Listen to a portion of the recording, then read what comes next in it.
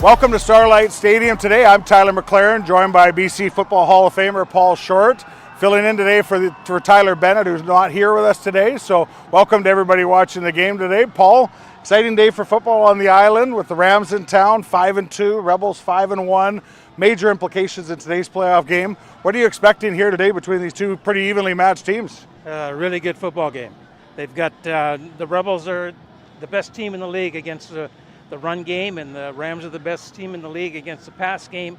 So, and I think you're going to see a pretty good balanced game, in my opinion, as well as we got the two top quarterbacks in the league passing yard wise in this game. So it'll be interesting, and it's an important game based on the fact that the winner of this takes the upper hand for second place. For the Rebels, a victory for the Rebels puts them in an opportunity to possibly take first place with the game up in in Kelowna next weekend. Last night, the Okanagan Sun punched their ticket to a home playoff game. We'll see what happens today, but like you said, major playoff implications here for the right to be number 2 or 1 in the conference, like we talked about. Quarterback-wise, beautiful day for football. Do you expect a lot of scoring between these two teams today, or more of a low-scoring defensive battle as we get now in the middle of September? Boy, that's hard to say because both teams, they're not like Rebels score a lot of points, but the Rams are sort of in that middle, but they're methodical on how they approach the game. Rebels are a little bit more big play experience, so it's hard to say. It's going to be a defensive game, in my opinion. Absolutely. Well, thanks for joining us today. It's a Sunday afternoon, BCFC football here at beautiful Starlight Stadium. Grab your favorite beverage and get settled for a good football game here today. Good afternoon, football fans. Welcome back to Starlight Stadium. We're just getting set for today's action between the West Shore Rebels, who will be wearing their familiar red with the white trim. The Langley Rams are in town today in their all-white uniforms with the blue and gold trim. Welcome to the stadium today. Welcome to BCFC TV. Great to have you along with us. Beautiful day for football, Paul. Can't ask for much better than this. Oh, no kidding. In the province's capital in middle of September. Oh, absolutely. Especially Friday was really cold and wet, so it was a bonus today waking up. I can't hear Paul still in the truck. But it should be an interesting game. You know, there are two teams that are on the rise. Although the Rams lost last week to the Okanagan Sun 41-38, the Rebels got by in a typical fashion over the Raiders of late by a 45-0 score. But this one is for second place to begin with, and then if the Rebels win, like I said earlier, it's an opportunity to check. I can't hear Paul on my headset. If they do that by 4 points, they'll take over top spot. And for the Rams, a win victory today gives them the upper hand with another game against the Rebels in the last week of the season. Check. I can't hear Paul on my headset. So it should be interesting.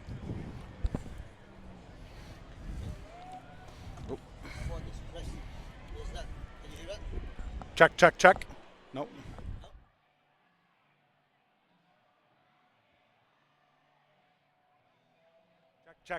Check. Nobody's responding even now.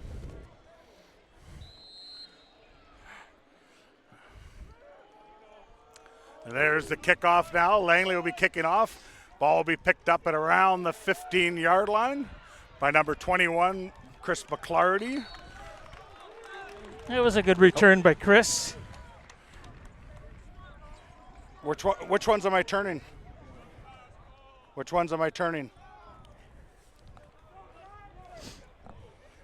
He said that. So he said it's just some knobs, so you just have to turn because they might be down. Set the Rebels up to first and 10. Check. Looks like at their own 31-yard line. Rebels always come out a little bit quick at home. They want the team that's rode the ferry. They want to try to catch some. Check. We still can't hear each other.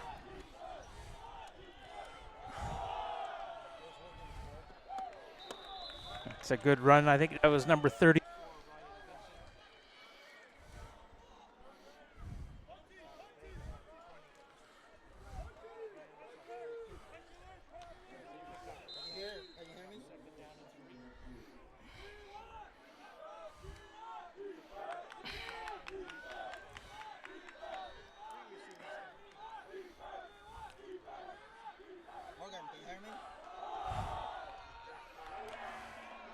He's ignoring. There was a handoff. I believe that was to Carter Williams, number 28, who's back after I can't hear his anybody. out Nobody's for a talking to me, while. nothing. Yeah, he's missed about 4 games due to, I believe, and he was tackled there for a loss. He's looked like he's hobbling a little bit here coming off. And Coach Town not calling for a punt.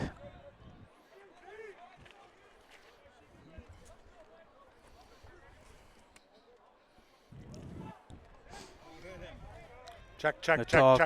Tadiz Nope. and Damn. You can hear him? Can't hear anybody.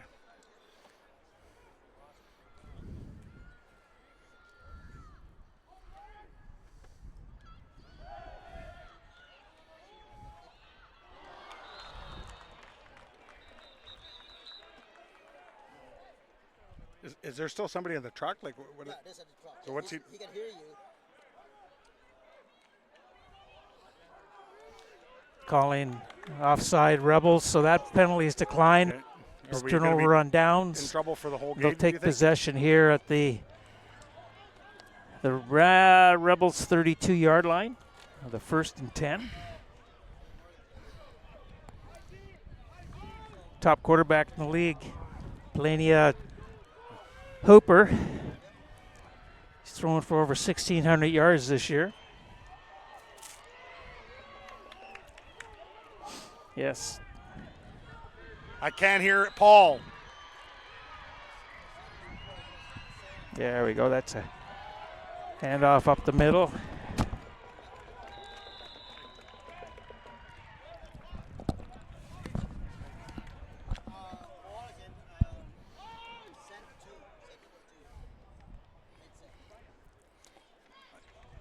I'm sorry, I did not get who ran that ball. It was probably Bruce Jones. Definitely good pickup of 9 yards. It's the Rams' second. How are we looking here?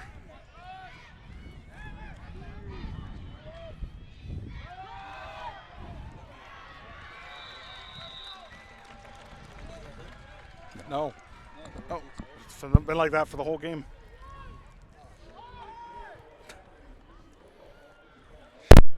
Up a first down on that play. So it's going to give the Rams first set of downs. check. 1st and 10 on the Rebels' 19.5-yard line.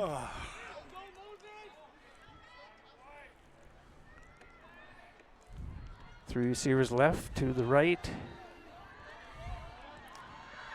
Got a flag on the play there, but that was a pass to Terrell Jones that picked up some positive yards, but with the flag, that could be where the flag came out, interference or illegal contact on a defensive back while the ball was in the air. Nope.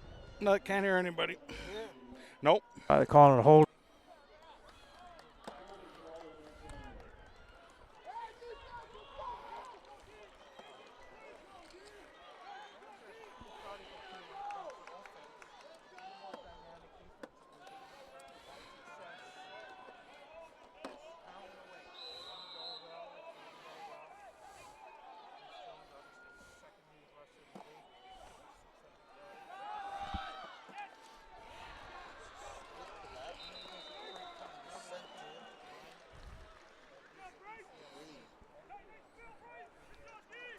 Supposedly this is your cable, right? Sent to this one. So this is split, the same split. Supposedly you can both hear because you can hear each other. What's the solution, or do we? How about that? Can you hear that? Nope, nothing. Still nothing.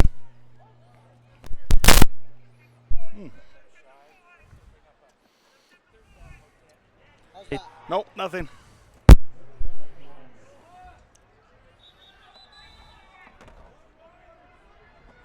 No, nothing. It's the same thing since the game started. It's as we get close to the end of the first quarter.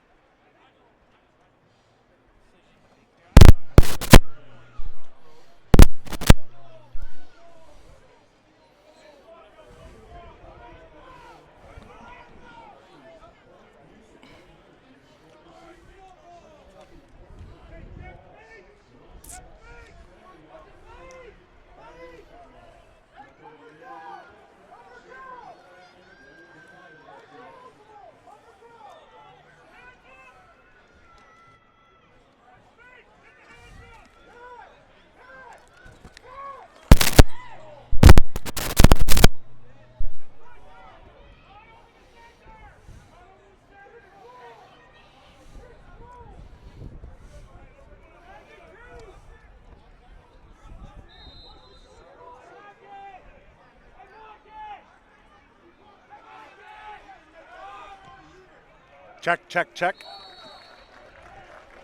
Nope, nothing yet. Can't hear Paul.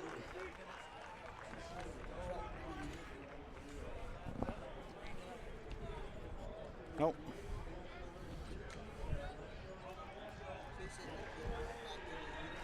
I can't hear you. Can you hear me? Paul. No, I can't hear Paul. 1st and 10.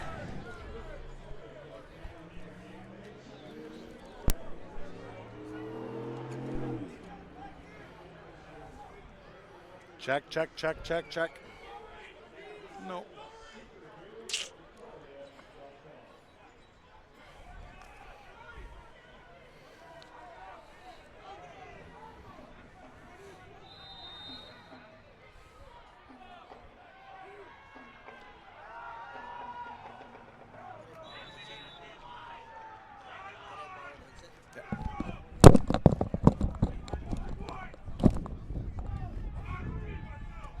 Check, check, check. 1, 2. I can hear myself.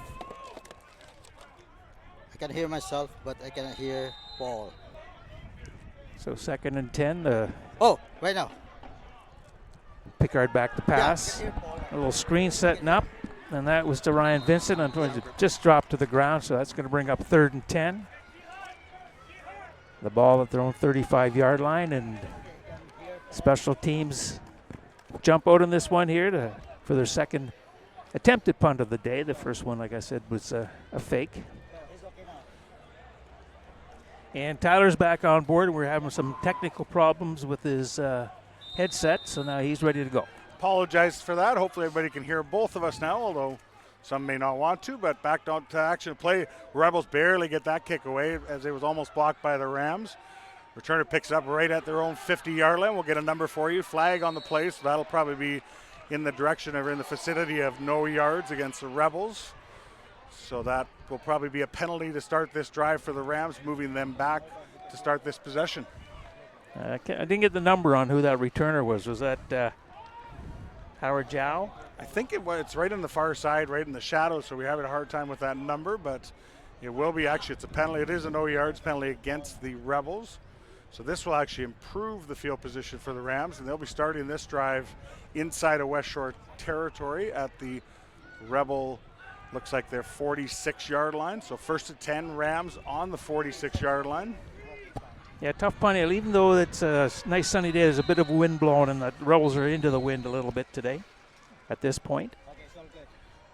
So brief delay here. Thanks again for joining us on BCFC TV.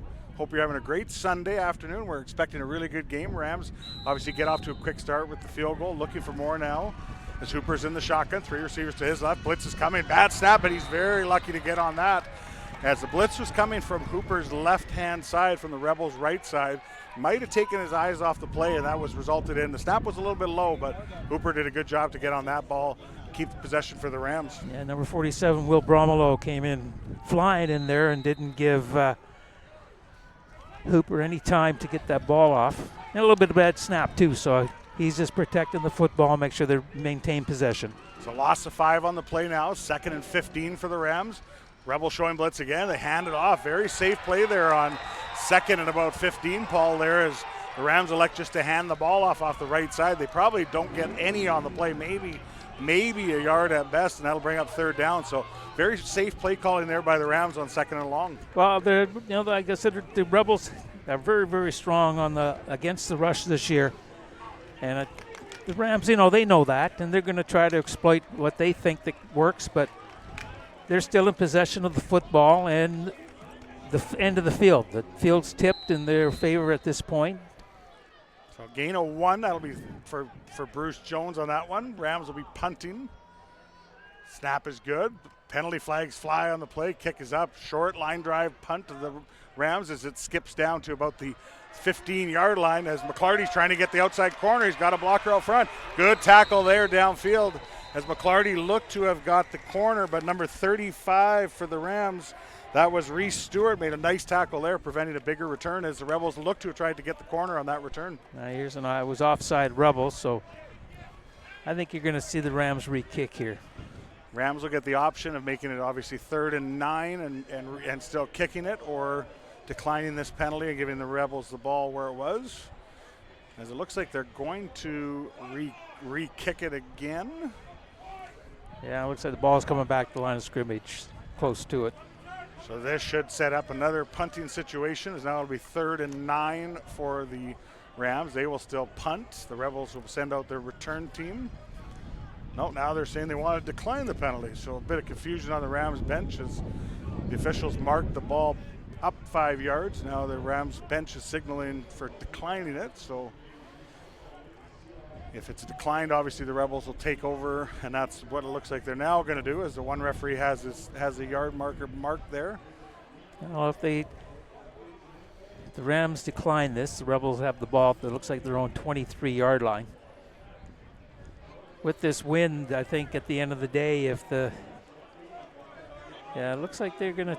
A lot of confusion there. The weird part was the Rams were signaling decline.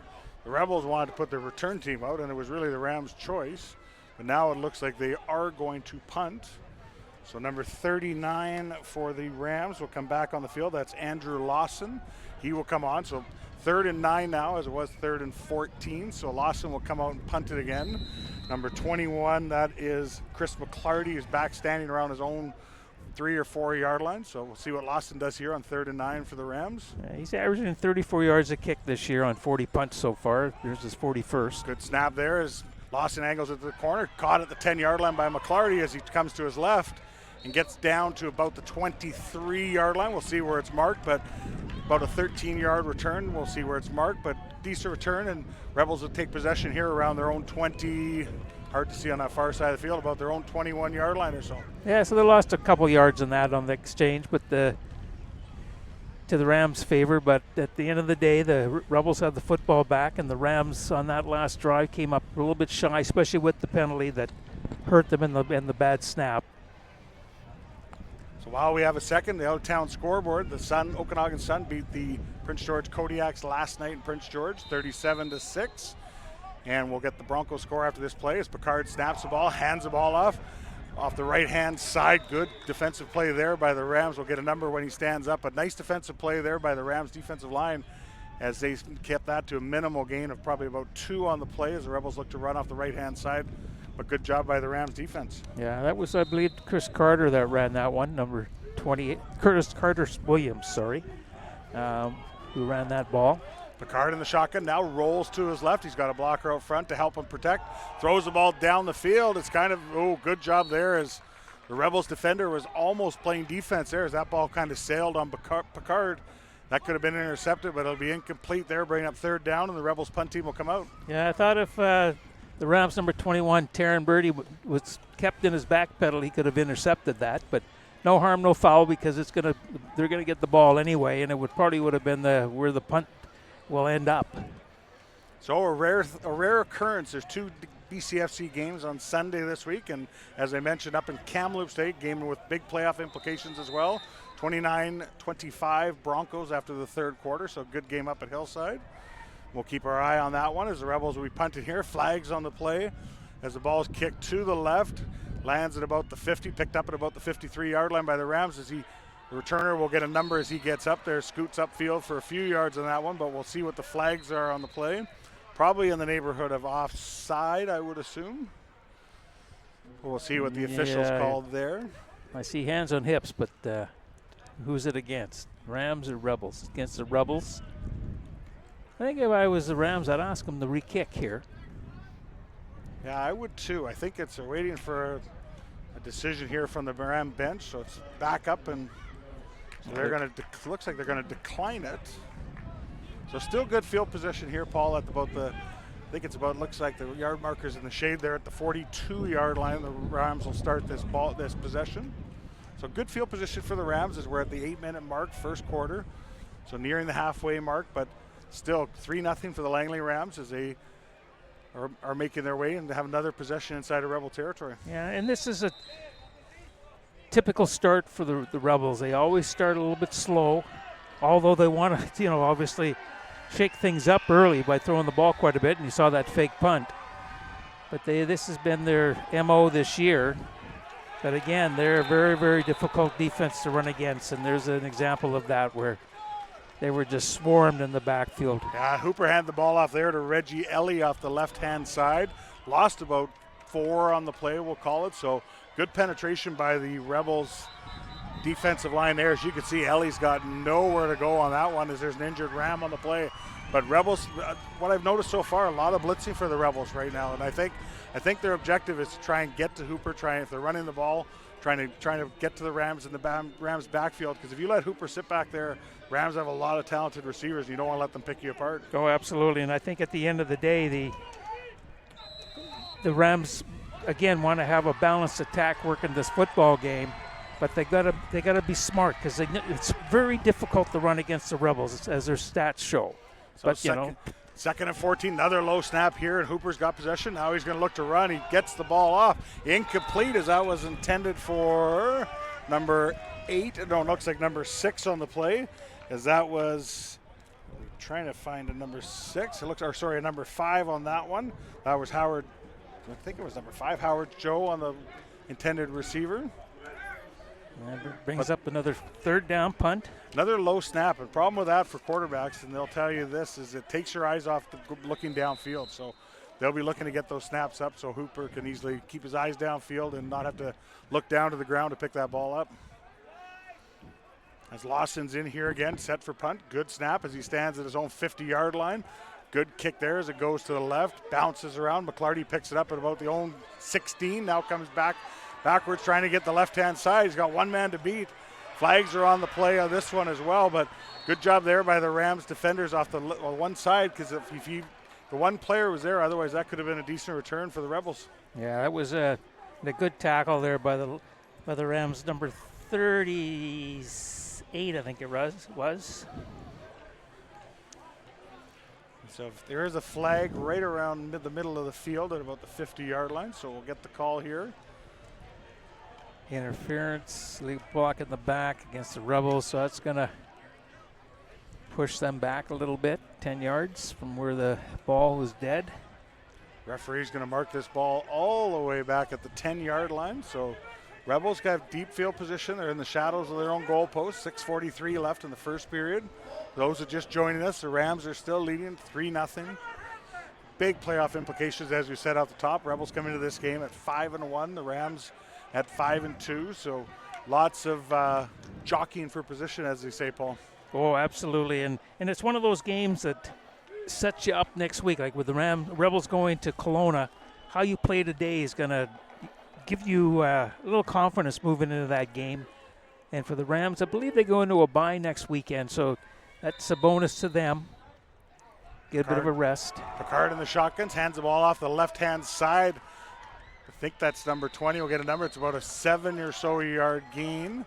I think that was, we're going to number 27, I believe, on the plate. Kai Nickel on the run off the left-hand side for the Rebels. So he gets about, actually it's only about 5 as he went out of bounds. So Kai Nickel, number 27, gets 5 yards to the Rebels, bringing up 2nd and 5. Picard in the shotgun again. He's got 2 receivers to both sides, 2 backs beside him. He's looking to the right. He's going to throw it out to the right.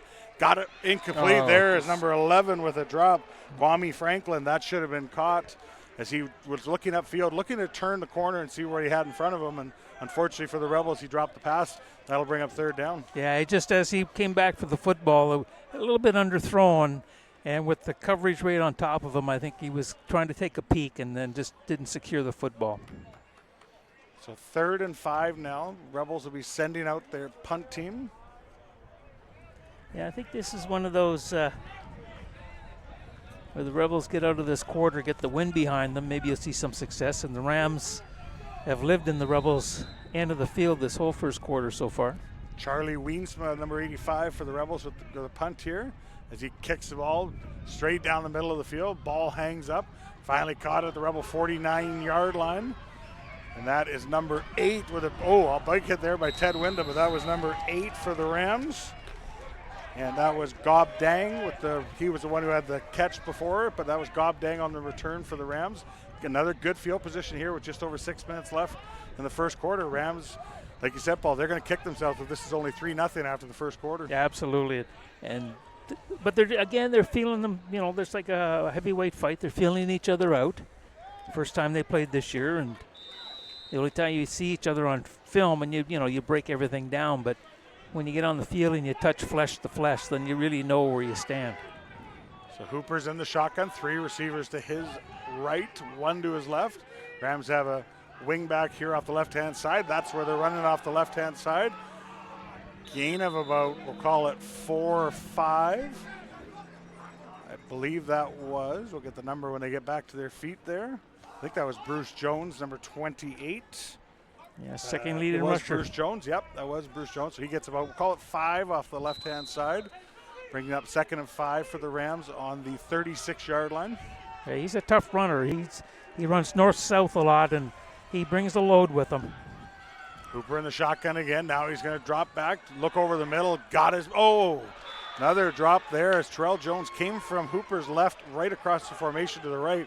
If Terrell Jones makes that catch, he's got green grass in front of him as they just dragged him from left to right. Hooper threw it. You can see right there. He had it. He turns the corner. He might still be running, Paul. Yeah, and I think the pass was just a touch on his back shoulder, and I think sometimes, obviously, you see that much green grass in front of you, you're thinking touchdown, and focus isn't on making sure you secure the football.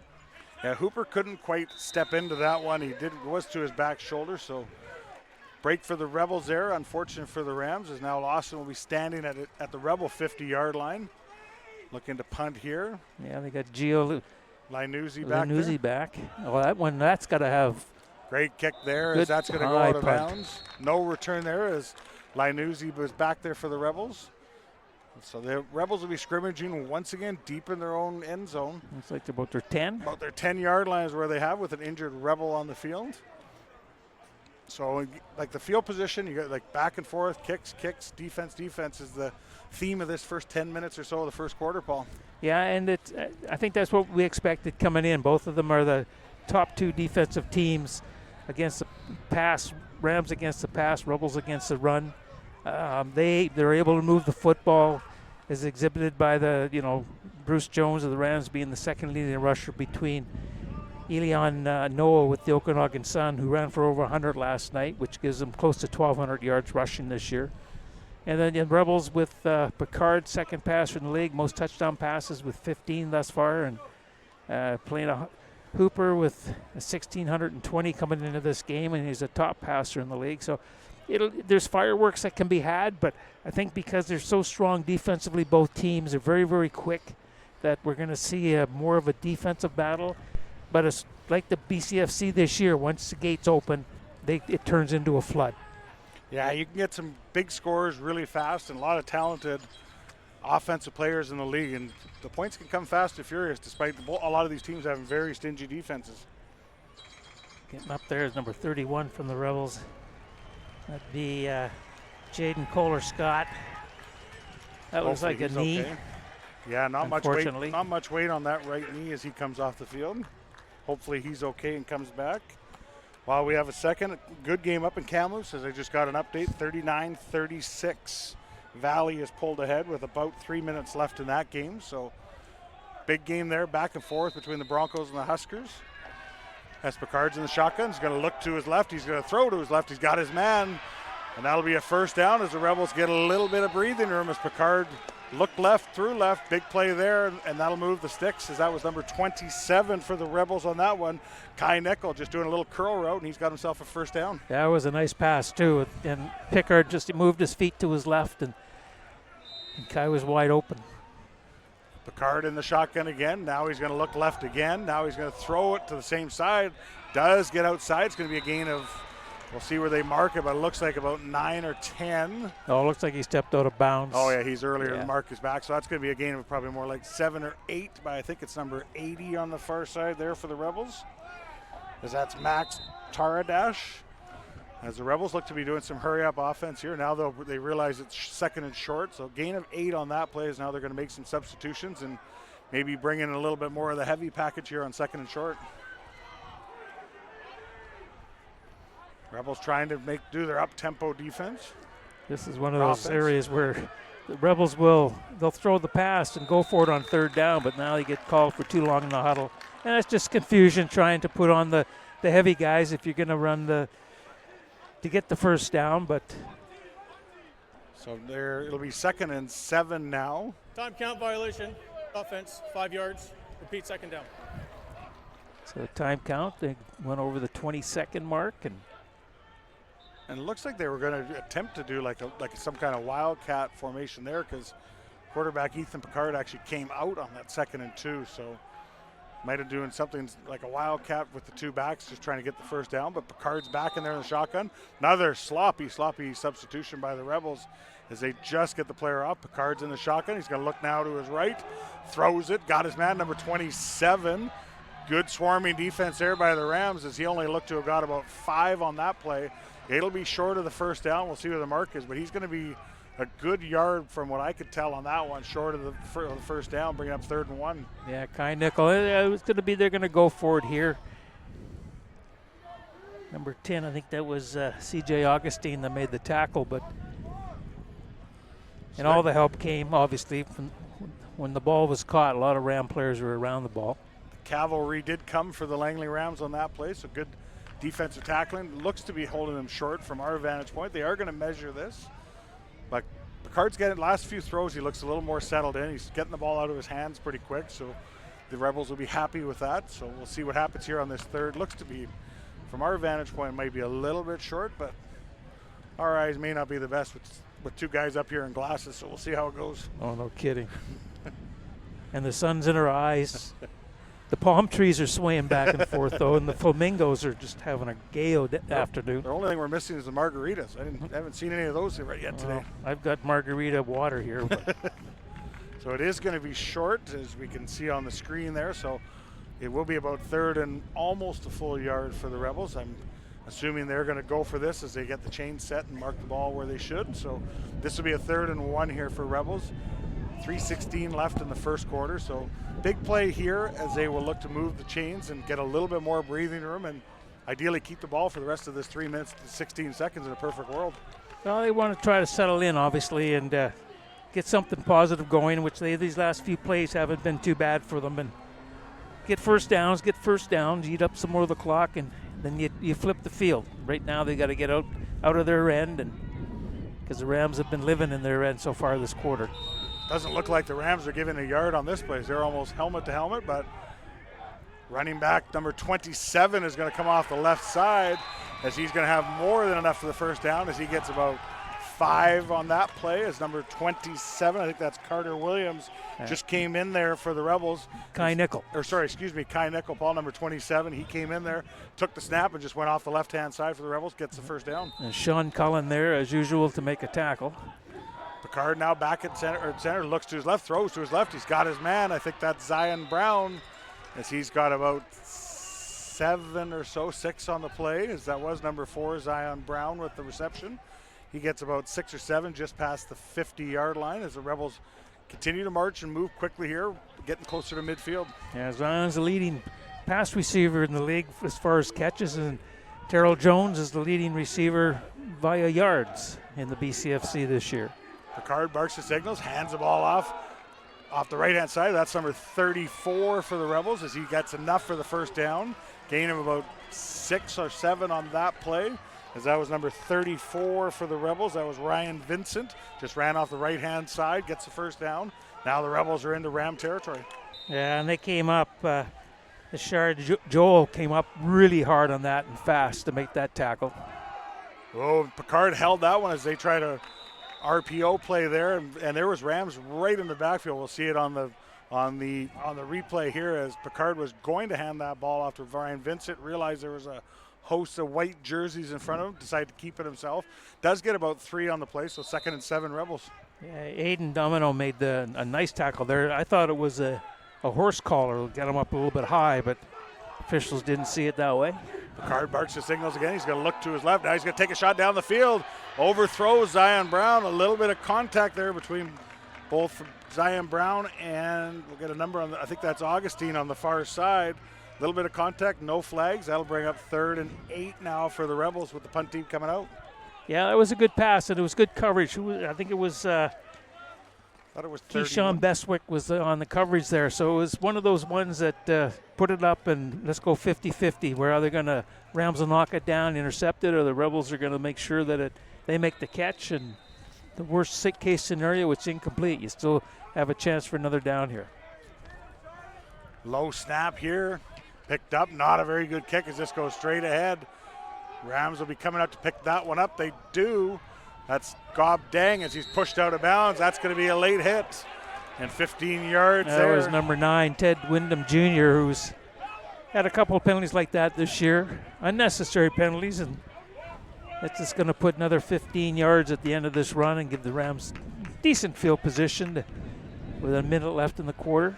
Yeah, not a very good kick there as the snap was low. Again, that always causes problems for punters. And that was Charlie Weensbrough trying to get the punt off, but low line drive kick. Dang picked it up, but it was definitely going to get aided by this 15-yard penalty going against the West Shore. Yeah, it's not surprising. Rebels are the most penalized team in the league, and I think they average 17 penalties. Number 9, 15 yards from the end of the play, first down.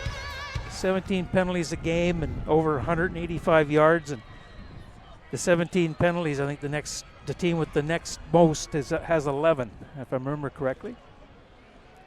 So it's something you hang your hat on. You play aggressive, you do your thing, and your record is allowing you to do that. But you get in a big game like today or next week, they could hurt you. So Hooper's in the shotgun, 3 receivers to his right. Rebels look to be blitzing, hands the ball off. That is number 26. No, he was down on that play as the ball came out late. The officials are quick to say he was down on that one. I think that was number 26, Jaden Sack. Yeah, he had an opening there as he went off right tackle, and as he made his move outside, the Rebel linebacker, Bryce Ruther, scraped across and was able to get a shoestring tackle on him, put his knee on the ground. Gain of about 4 on the play here, so Rams will be right around the 53, almost the 54, call it the 54-yard line. 2nd and 6 now, and what should be the last play of the first quarter, barring a penalty. As Hooper's moving a couple people around. Now the snap comes, blitz coming from the Rebels. Hooper gets it out. He's going to take a shot down the side. Incomplete as that one kind of fell short of number 7 for Langley. That was Kai Rawlingsley. As Hooper takes a shot down the field on the last play of the first quarter. Incomplete, and that'll probably send out the Rams punt team. Yeah, it was good coverage. The Rebels, number 23, Dennis Moses, was in good coverage, but and the pass was, it looked like it was laboring, where when Hooper threw it, it looked like he struggled to throw it, so maybe it was the last decision and his momentum was thinking something else when he released the football. So that is the end of the first quarter as the teams will flip sides. They don't have far to go with the ball sitting around the 54-yard line, but defensive battle, Paul. We thought it might be here in this game between these two teams. Both teams trying to establish the run game, but haven't so far yet, although that could change relatively quickly. Both teams try and take a couple shots down the field. Nothing's connected yet, but those things can change as well. You never know, as we talked about earlier, it could change pretty quickly. Oh, absolutely. And now you're into the second quarter.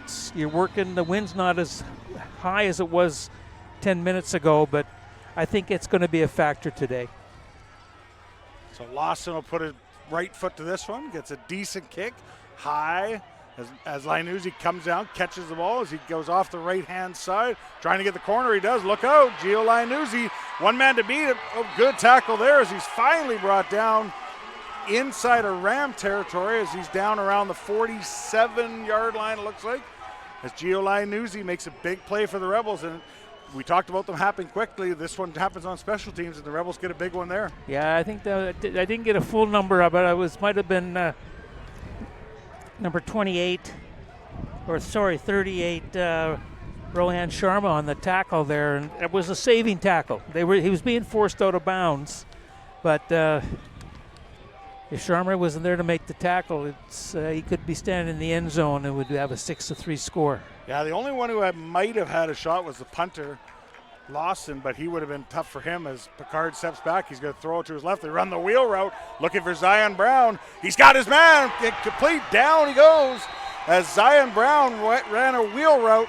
He caught the Rams napping, and that's a big gain for the Rebels as they're down around the Rams 7-yard line. Yeah, he just put some speed on there, made a move. Number 15, Harvey Hamahoud. If I pronounced that wrong, I apologize. But he had the inside position and a step or two on him. So that was a nice pass by Pickard. And Rebels have a first down, looks like on about the 7-yard line.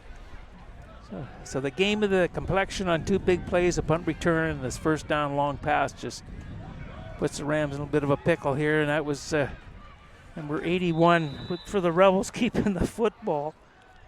Yeah, Tristan Remus Arevalo with the Wildcat as he just ran right off the left-hand side. Gets down to about the 1-yard line, so gain of 6 as the Rebels try and run a Wildcat offense with Ethan Pickard on the sidelines. Now, Picard's not a bad runner, so I understand why you're doing this, because you got your big guys in and you don't want to have somebody get injured here. And there's a touchdown. Off the right-hand side again, touchdown Rebels as they make it 6-3. Again, that was number 81, Tristan Remus Arevalo with the touchdown. Rebels now on the board with the first major of the day, 6-3 with the extra point coming. Yeah, just like you say, a Wildcat, snap it right to him and get the push on the line and into the end zone for the first major of the game. So 6-3 now with 13-12 left in the second quarter. Rebels with their first points of the day here as they will look to add the extra point. That'll be number 85, Charlie Wiensma, getting set. As the snap is good, Wiensma kicks it up, kicks it through. That makes the score here at Starlight Stadium. The West Shore Rebels 7, the Langley Rams 3, with 13-12 left in the first half. You flip the field, and it seems like everything's on the left-hand side. On the east side of the field today, Rams have had the whole first quarter down there, and the Rebels just start the second quarter playing in the same end of the field.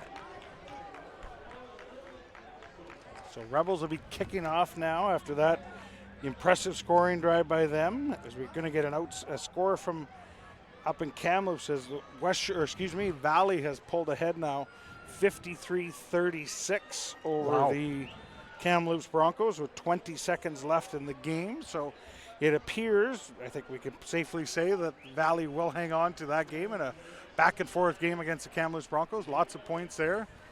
So congratulations to the Huskers on that win as the Rebels will be kicking off. Kickoff there is a bit of an onside pooch kit. Get brought down there, caught by number 18 for Langley. That is Javen Jagpal, excuse me. Once again, if we pronounce any of these names wrong, we do apologize. And Isaiah Boutin, number 16 from the Rebels, made the tackle. And it's just another short little kick. Rebels have been doing that of late, where they've been kicking the ball 10 yards, 12 yards, 15 yards, and just putting that part of their game back into their defense's hands. And a lot of times they'll call that a moonshot kick, where the goal is to get as much height as distance and get your cover guys down there as quickly as possible, and maybe even get possession and get your offense back on the field.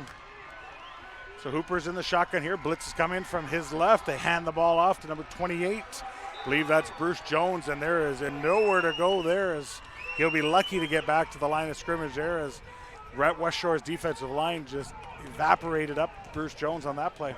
Oh, he ran right into the meat of it. Ted Wyndham Jr. was in there on the tackle. 99, the Rebels as well. Roman DeHela. I think it was 99. My eyes are correct.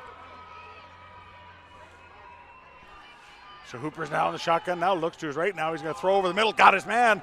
Nice shot there, as that'll be a big gain for number, I think it's 17 right in front of us, I believe, as he turns away. That was number 17, Natol Teasi, with a nice catch there, as that was a heck of a shot by Hooper. As he looked to his right, found his receiver, just zipped it right over the middle. Big gain for the Rams. Yeah, that was a good pass. He was able to set his feet and put some humph behind the ball.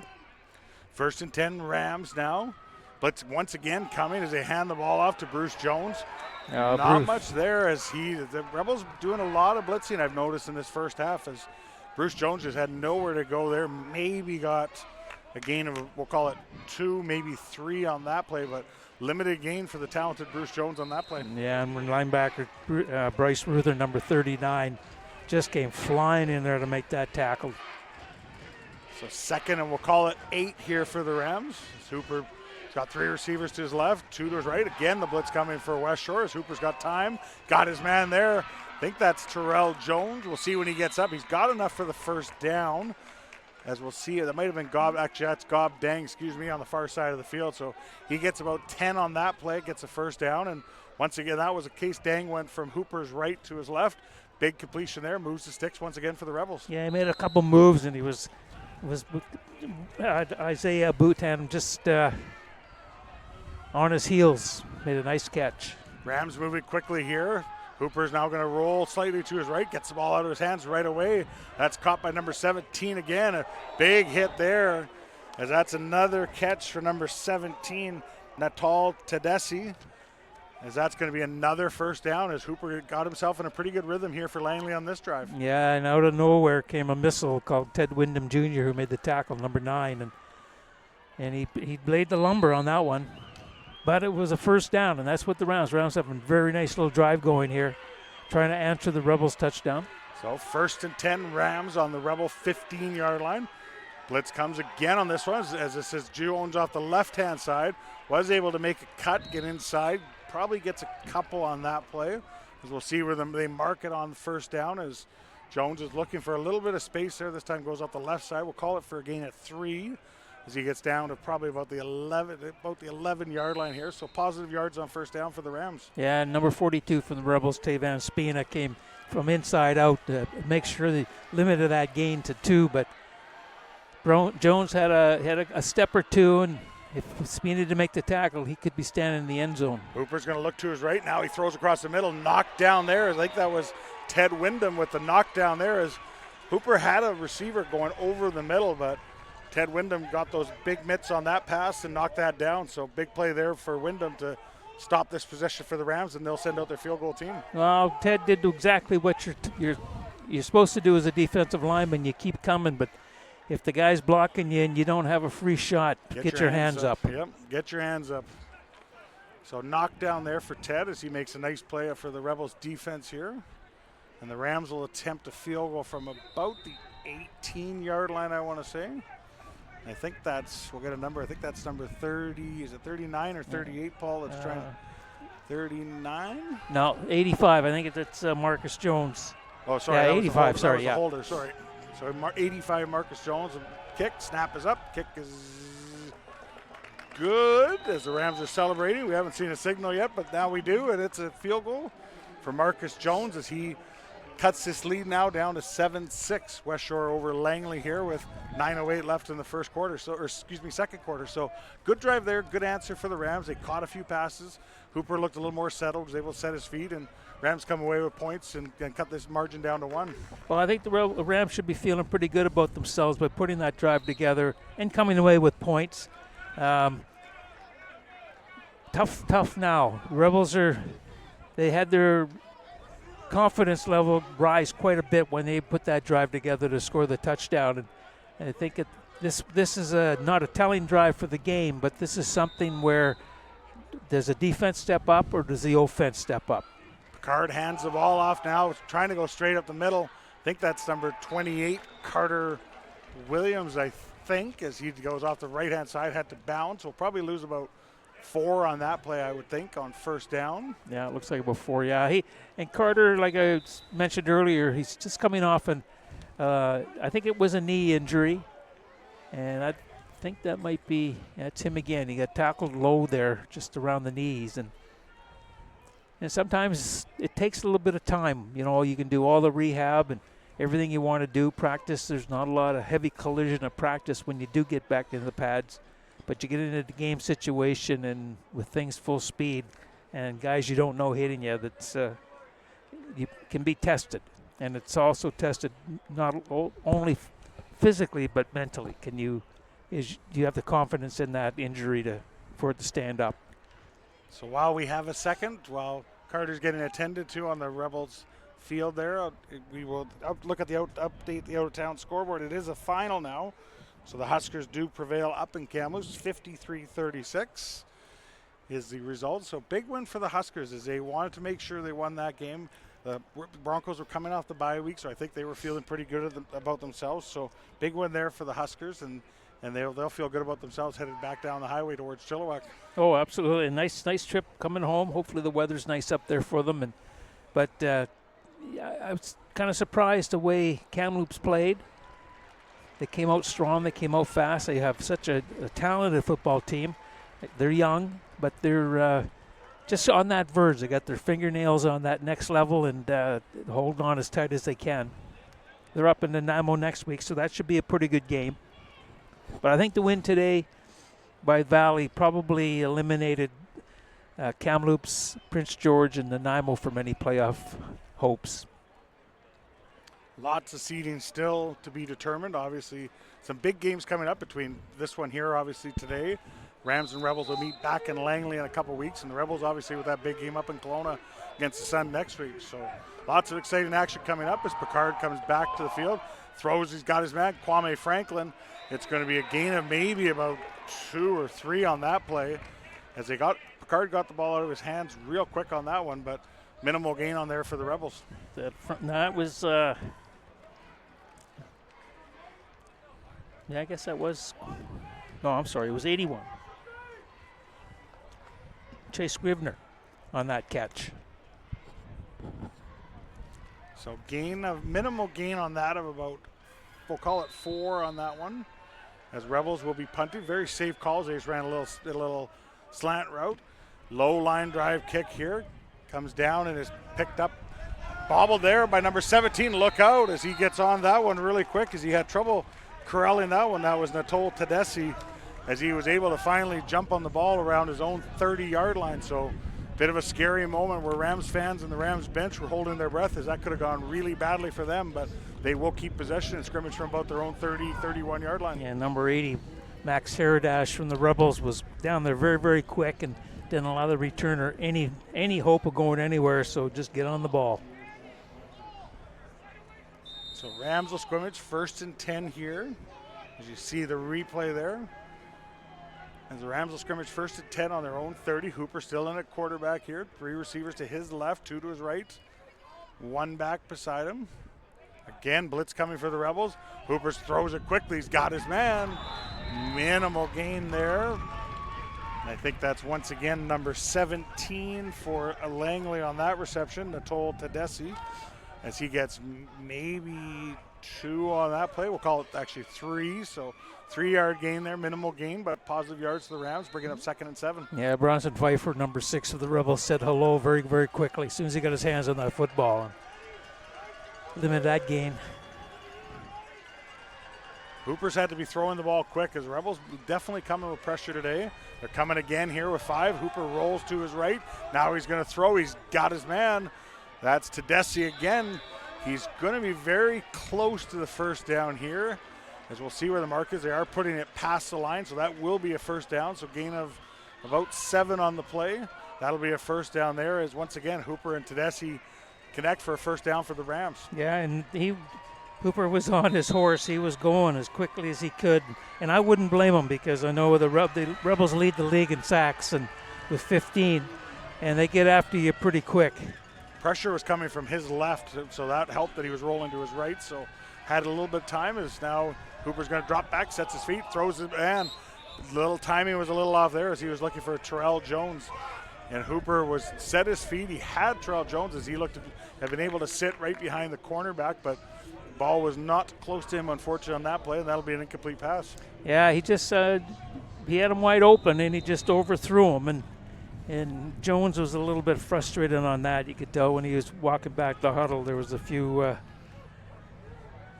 think I heard "gosh darn it" or something. Yeah, like I'm sure that's what I heard, but it's frustration. So 2nd and 10 now as Hooper's going to take another shot. He's going back to his guy, Terrell Jones. This one will sail into the Rebel bench. It'll be incomplete as he wanted to take a shot for Terrell, but nothing doing on that far side right in front of the Rebels bench, and that'll be incomplete. Bringing up 3rd down, and the Rams will be punting with the ball around their own 40-yard line. Yeah, just good coverage, and Hooper put the ball up and threw it as far as he could, but I think at the end of the day, he kept the ball was thrown over the outside shoulder, but it was too close to the sideline. Yeah, eventually he just run out of room there as the defender just squeezed Terrell right to the sidelines. So Rams will be punting here. Andrew Lawson stands at about his own 25 or 26 yard line. Snap is good, and Lawson kicks it.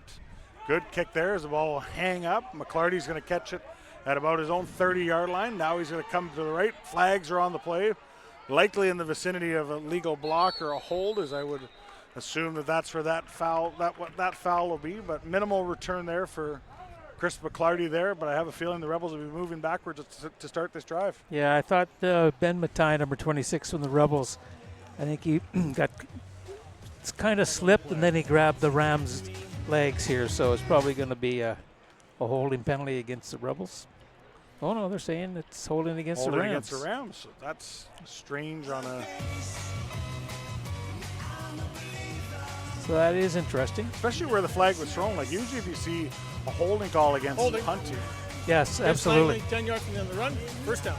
Usually it's further back where on the line of scrimmage or somewhere there. This was way down the field where the flag was thrown. So 10 yards in the Rebels' favors. That was holding against the Rams. So field position will be a 43-yard line for Ethan Picard to start this drive. Now he's going to look to his right, throw to his right, look out. That's incomplete as that was knocked down by, I believe that was number 10, C.J. Augustin.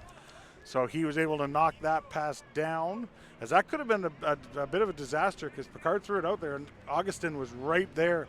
He could have intercepted that pass and gone the other way. Absolutely, and I think the ball hung up a little bit for Ethan, and but Augustine really made a nice play just to make sure it's on the ground. 2nd and 10 now. They're trying to pump and go there. Unfortunately, the Rebel receiver number 81 on that play, that was Tristan Remus Ariavalo. He was in the vicinity of that one, but Card was just overshot his receiver there. That'll bring up 3rd down, and the Rebels will punt. Yeah, I think that held up on his route and by the cornerback, and I know the Rebels right at the end of it were looking for illegal contact on a receiver because it didn't really allow him to get into his route, but ball was well overthrown. Rebels will be punting here. Got time. Low line drive kick. Picked up there by about the 30-yard line by number 17. There's flags on the play as number 17 for Langley. We've said that name lots. Natol Tedeschi goes out of bounds. But I think this should be in the holding vicinity against the return team, I would think. Yeah, I think so too. And he got forced out of bounds by a... There might be no yards now that I think about it. Oh, there's no foul on the play, so... Oh, okay. No foul on that one. So the Rams will scrimmage now. It looks like at about their 41-yard line, I would say, is where Tedeschi went out of bounds. Rebels. All right. Once again, if we're getting any of the pronunciations wrong, we do apologize. Us broadcasters always looking for phonetic rosters. That would obviously help us out with a lot of these. So that request goes out every week. Pretty soon, almost every hour, I would think. Yeah.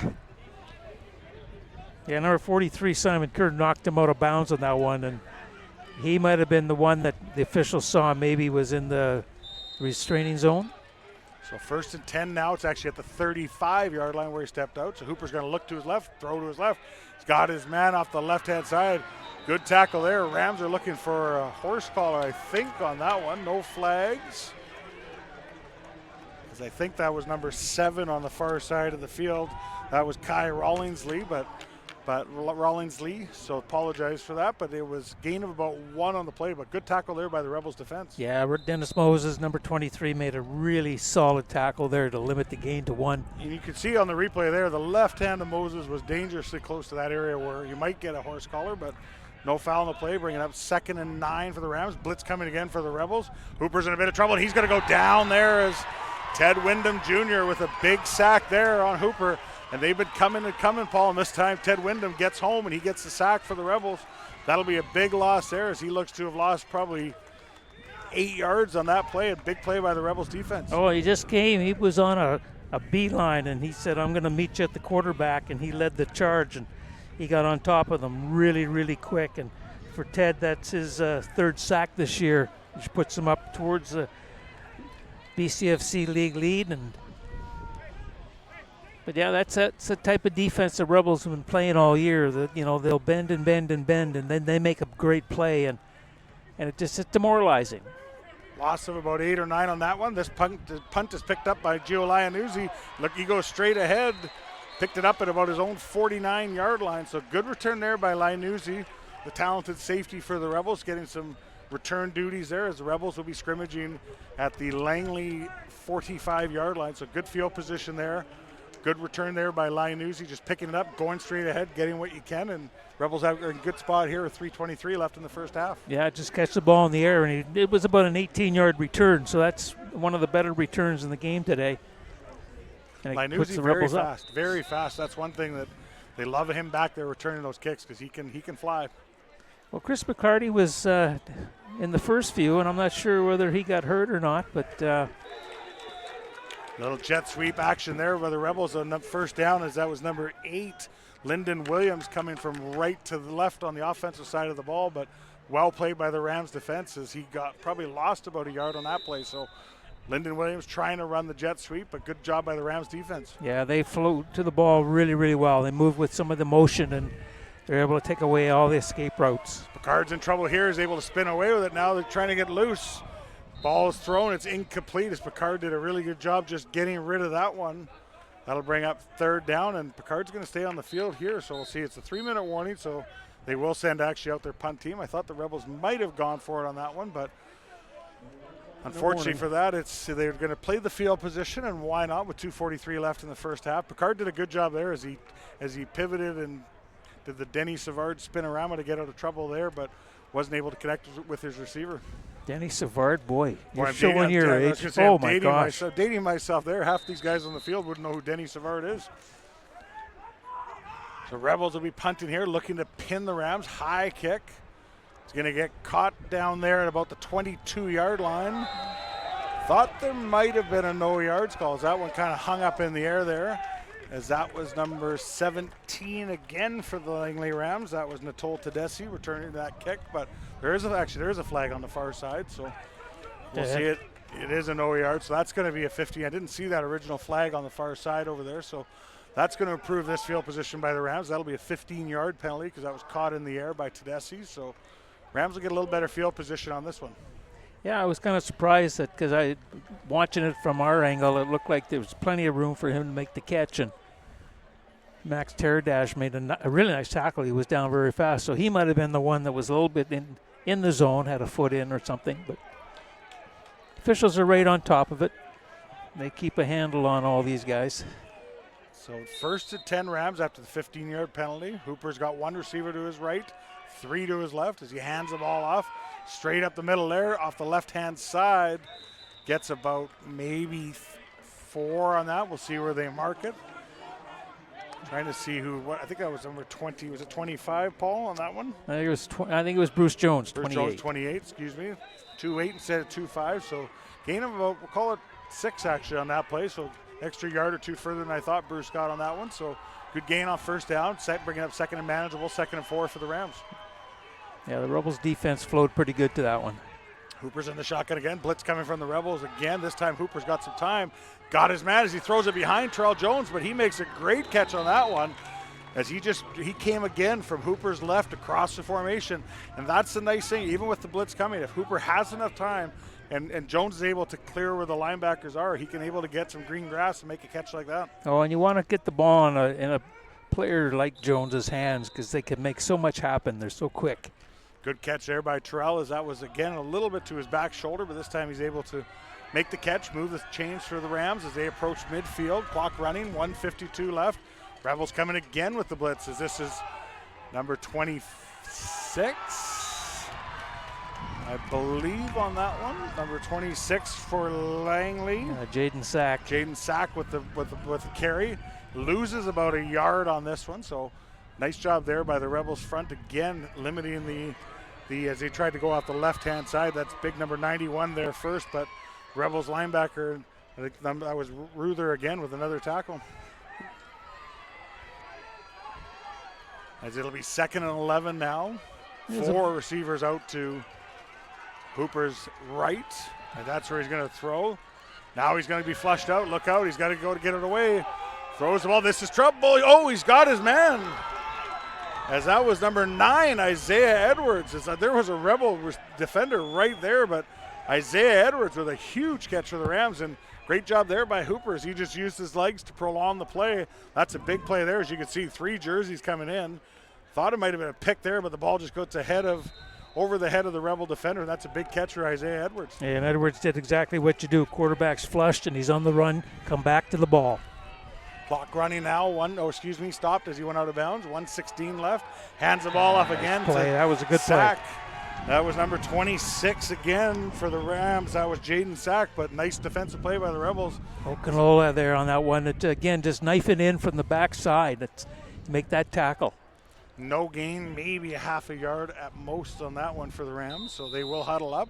Clock moving now as we're at 1:12 left here. First half, Rams, and I think the Rebels both still have all their timeouts, if I'm not mistaken. So Rebels took one. You're right. Sorry, excuse me. They did take one. So Rams have their full complement. As Hooper's in the shotgun. Blitz coming from his right, picked up well by the Rams. Now he's got to throw it. Look out! Once again, that is, I believe, Ted Wyndham Jr. as he gets home again. Hooper had a little bit of time. He looked. You'll probably see it on the replay here. He looked to his right. I think he saw Wyndham coming, but I think he thought he had more time than he actually did.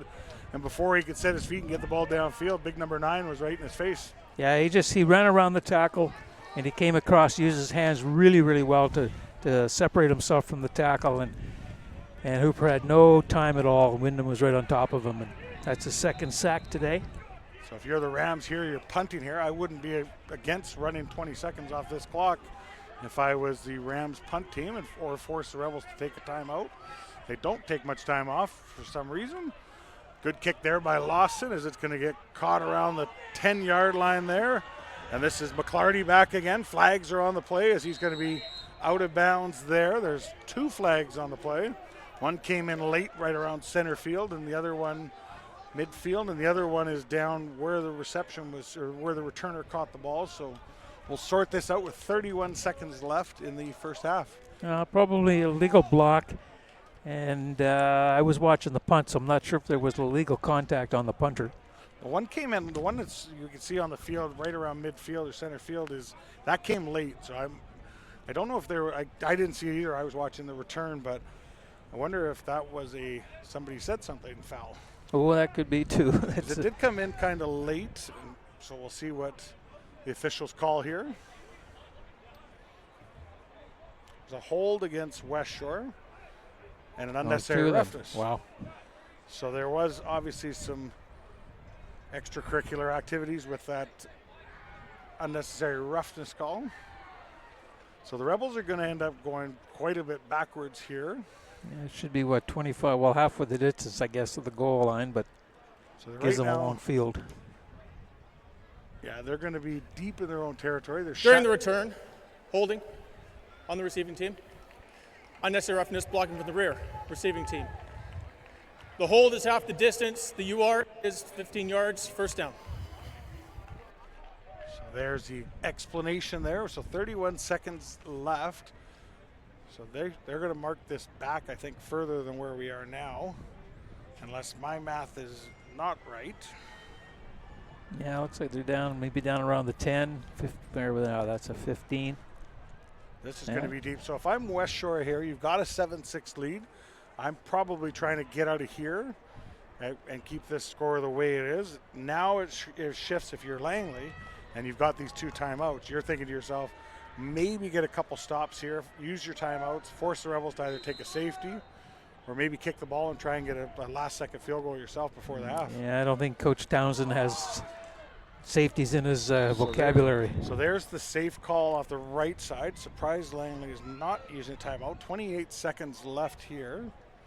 No timeout from the Rams, which is strange on second as there was only a minimal gain, maybe 3, as Rebels are just going to kill this clock, and I'm surprised there's no timeouts being used here. Yeah, maybe the Rams are just content. Especially if you have 2, you could stop the clock here and then force them to make a decision on 3rd down. But the Rebels are just going to kill this clock here as they will hand the ball off again, this time off the left side. I think that was number 34, Vincent. As that will do it, Ryan Vincent for the first half. So, there's going to be one more play. Yeah, it was a first down run, so it doesn't matter. And now I'm really confused because now the Rams do call a timeout. with 6 seconds left.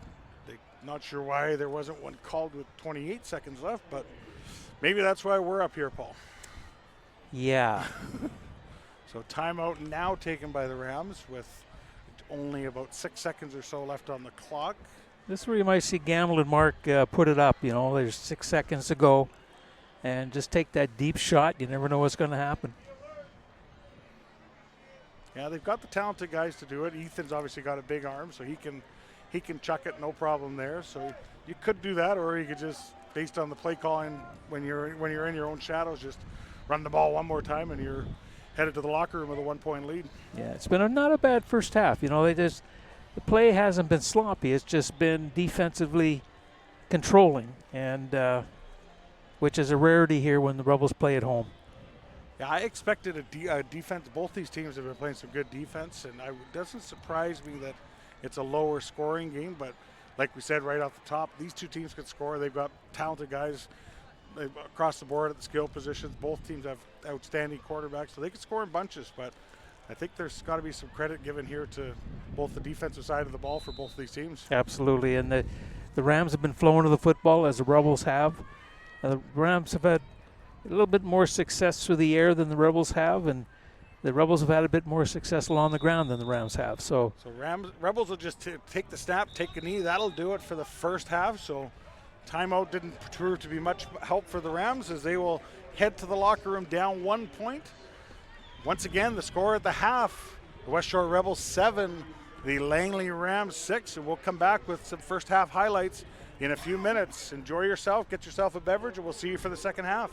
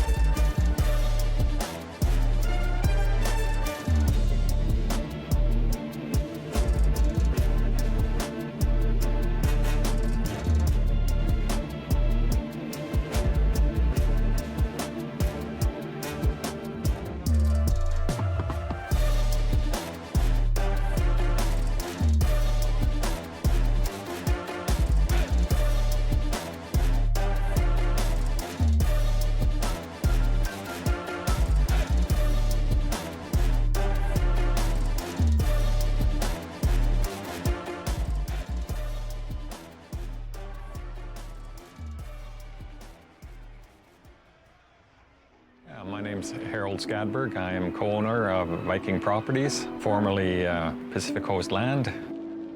My name is Jan Egil Gulbrandsen. I'm a co-owner and partner with Harold in Viking Properties. We're fortunate enough to have Ben taking over more and more for us. He's been working with me for probably 4 or 5 years now, and the company is in good hands. My name is Den Gulbrandsen. I'm the president of Pacific Viking Group Properties. So what we try to do is really provide the most square footage possible within people's price range in a very neutral palette so that people can come in and make their own mark on their own home.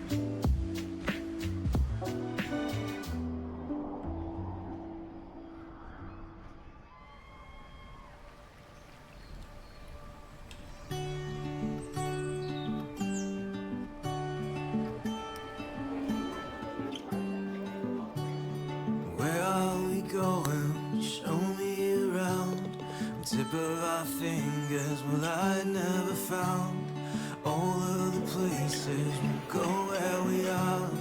Doors shut and open, well, life's never far behind. All these places are known to me. All these things that we'll see when we go.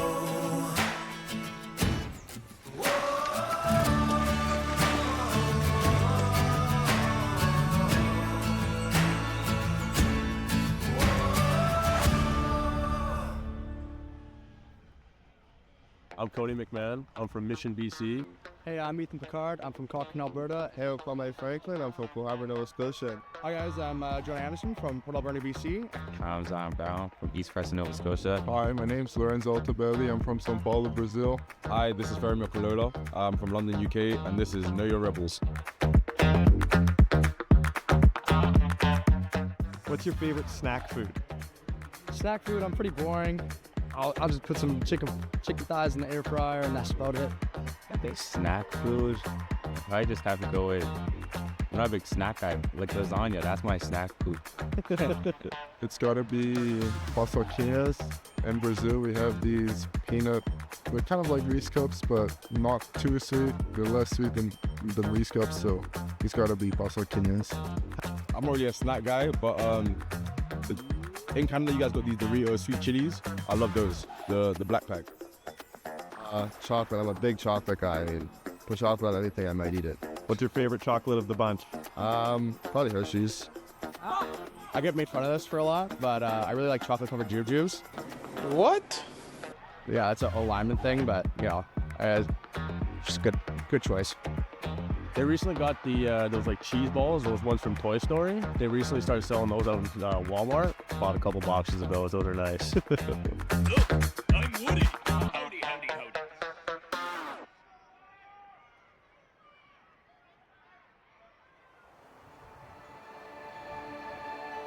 We're all looking for it. A place to reignite your soul and to awaken your inner child. To leave feeling awestruck, not because of the destination, but because of the journey itself. Take a deep breath and smell the freshness of the air. Listen to nature's music. Look out onto the vast horizon. Indulge in locally foraged food. Feel the warmth of the sun and the coolness of the ocean. Let your senses come alive.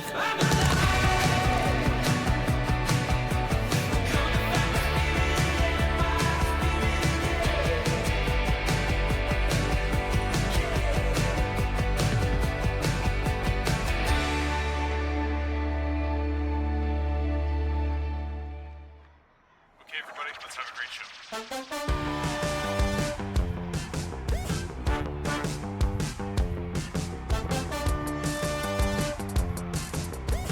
Jesse's gonna throw, look out, Karen Masad, got it. Pickup, pass there to Jesse King, who scores again! At West Shore Motorsports Park.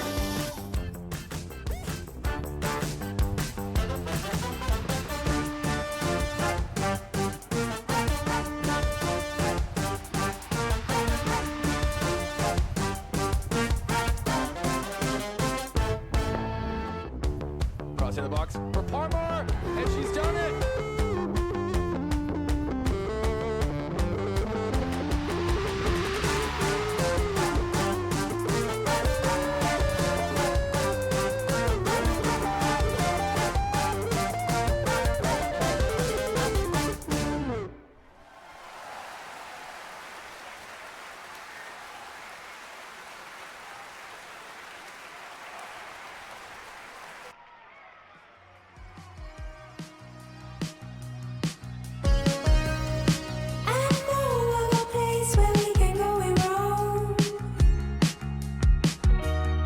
Let's take a long close look where no one else can see. In a dream I was made of gold, and I knew just what to say. Let me take you far away, away. As long as I'm with you, I can do anything. As long as I'm with you, I can do anything. When you're looking for a way to go, won't you reach for my hand? 'Cause I will be with you, just need to hold on. Yeah, my name's Harold Skadberg. I'm co-owner of Viking Properties, formerly Pacific Coast Land. We decided to change the name to more reflect our heritage. My name is Jan-Egil Gulbrandsen. I'm a co-owner and partner with Harold in Viking Properties. John and I have been partners since 1986. In the old days, we bought lots and built houses and sold them, and we mostly build condo buildings now instead of single-family homes. John and I go back to Norway quite a bit, getting ideas from there how to do things better. We're using solar panel on the roofs and electric car chargers. And more people are driving electric, and we want to be prepared for the future and promote some healthy and environment-friendly options. And people seem to like that. We're fortunate enough to have Ben taking over more and more for us. He's been working with me for probably 4 or 5 years now, and the company is in good hands. My name is Ben Gulbrandsen. I'm the president of Pacific Viking Group Properties. So I used to frame for Harold 20 years ago when I was just out of college. I became a lawyer down in California, and I was looking at my next step in my career, and I just took over as the president last year. And we have plans to expand what we've been doing by fourfold in the next couple years. And now we're building very close to the downtown core of Langford, and we got mountains, we got snow, we got forest. Everything is in walking distance, basically. So you get a whole lot more for your money in Langford. It's several years now been deemed or voted the best place in Canada to live. With all that, people are working from home and they're finding it kind of crowded in a lot of places, so we're trying to offer larger units for them. And so what we try to do is really provide the most square footage possible within people's price range in a very neutral palette so that people can come in and make their own mark on their own home.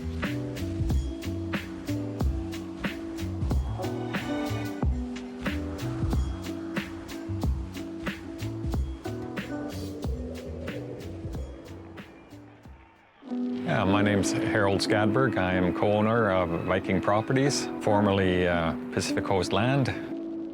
My name is Jan-Egil Gulbrandsen. I'm a co-owner and partner with Harold in Viking Properties. We're fortunate enough to have Ben taking over more and more for us. He's been working with me for probably 4 or 5 years now, and the company is in good hands. My name is Ben Gulbrandsen. I'm the president of Pacific Viking Group Properties. So what we try to do is really provide the most square footage possible within people's price range in a very neutral palette so that people can come in and make their own mark on their own home.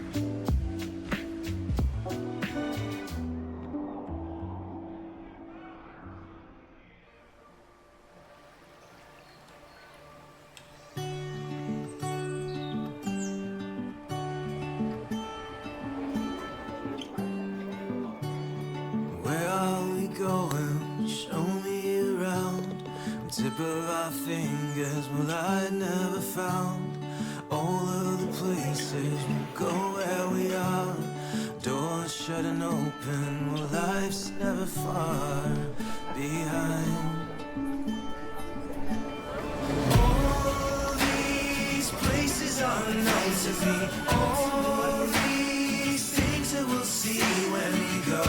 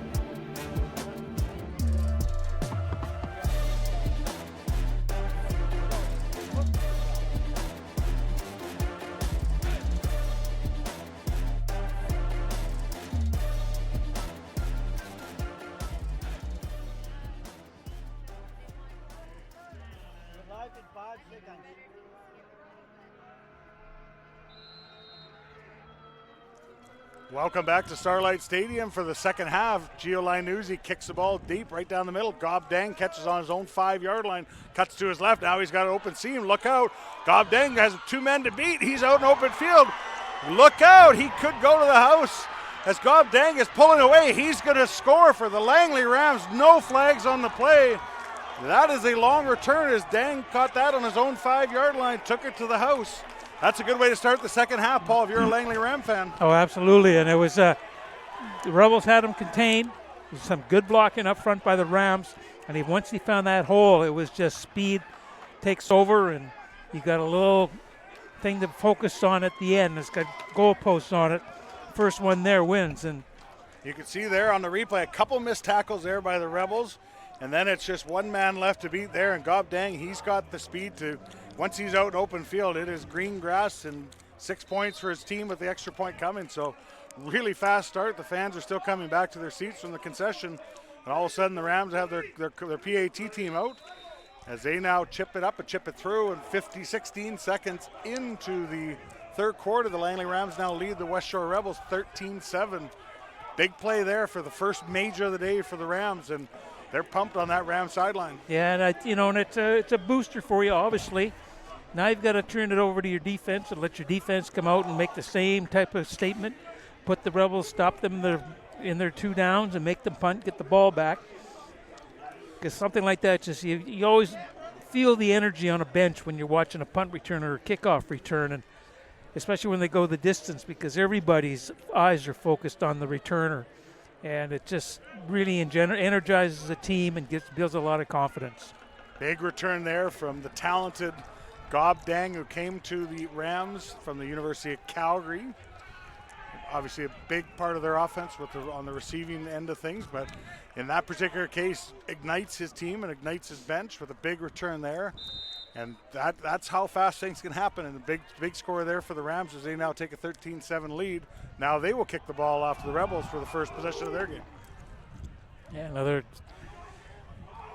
bobble there by McClarty. Kick. Look out. McClarty finally picks it up. He's going to go to his right, trying to find some spaces. He gets around the right side of the corner. Good return there before he's banged out of bounds just past his own 40-yard line as McClarty looked to answer for the Rebels there with a good return of his own. Yeah, and he got knocked out of bounds there by number 39, Andrew Lawson. And sometimes when you bobble the ball, everybody starts to slow down a little bit.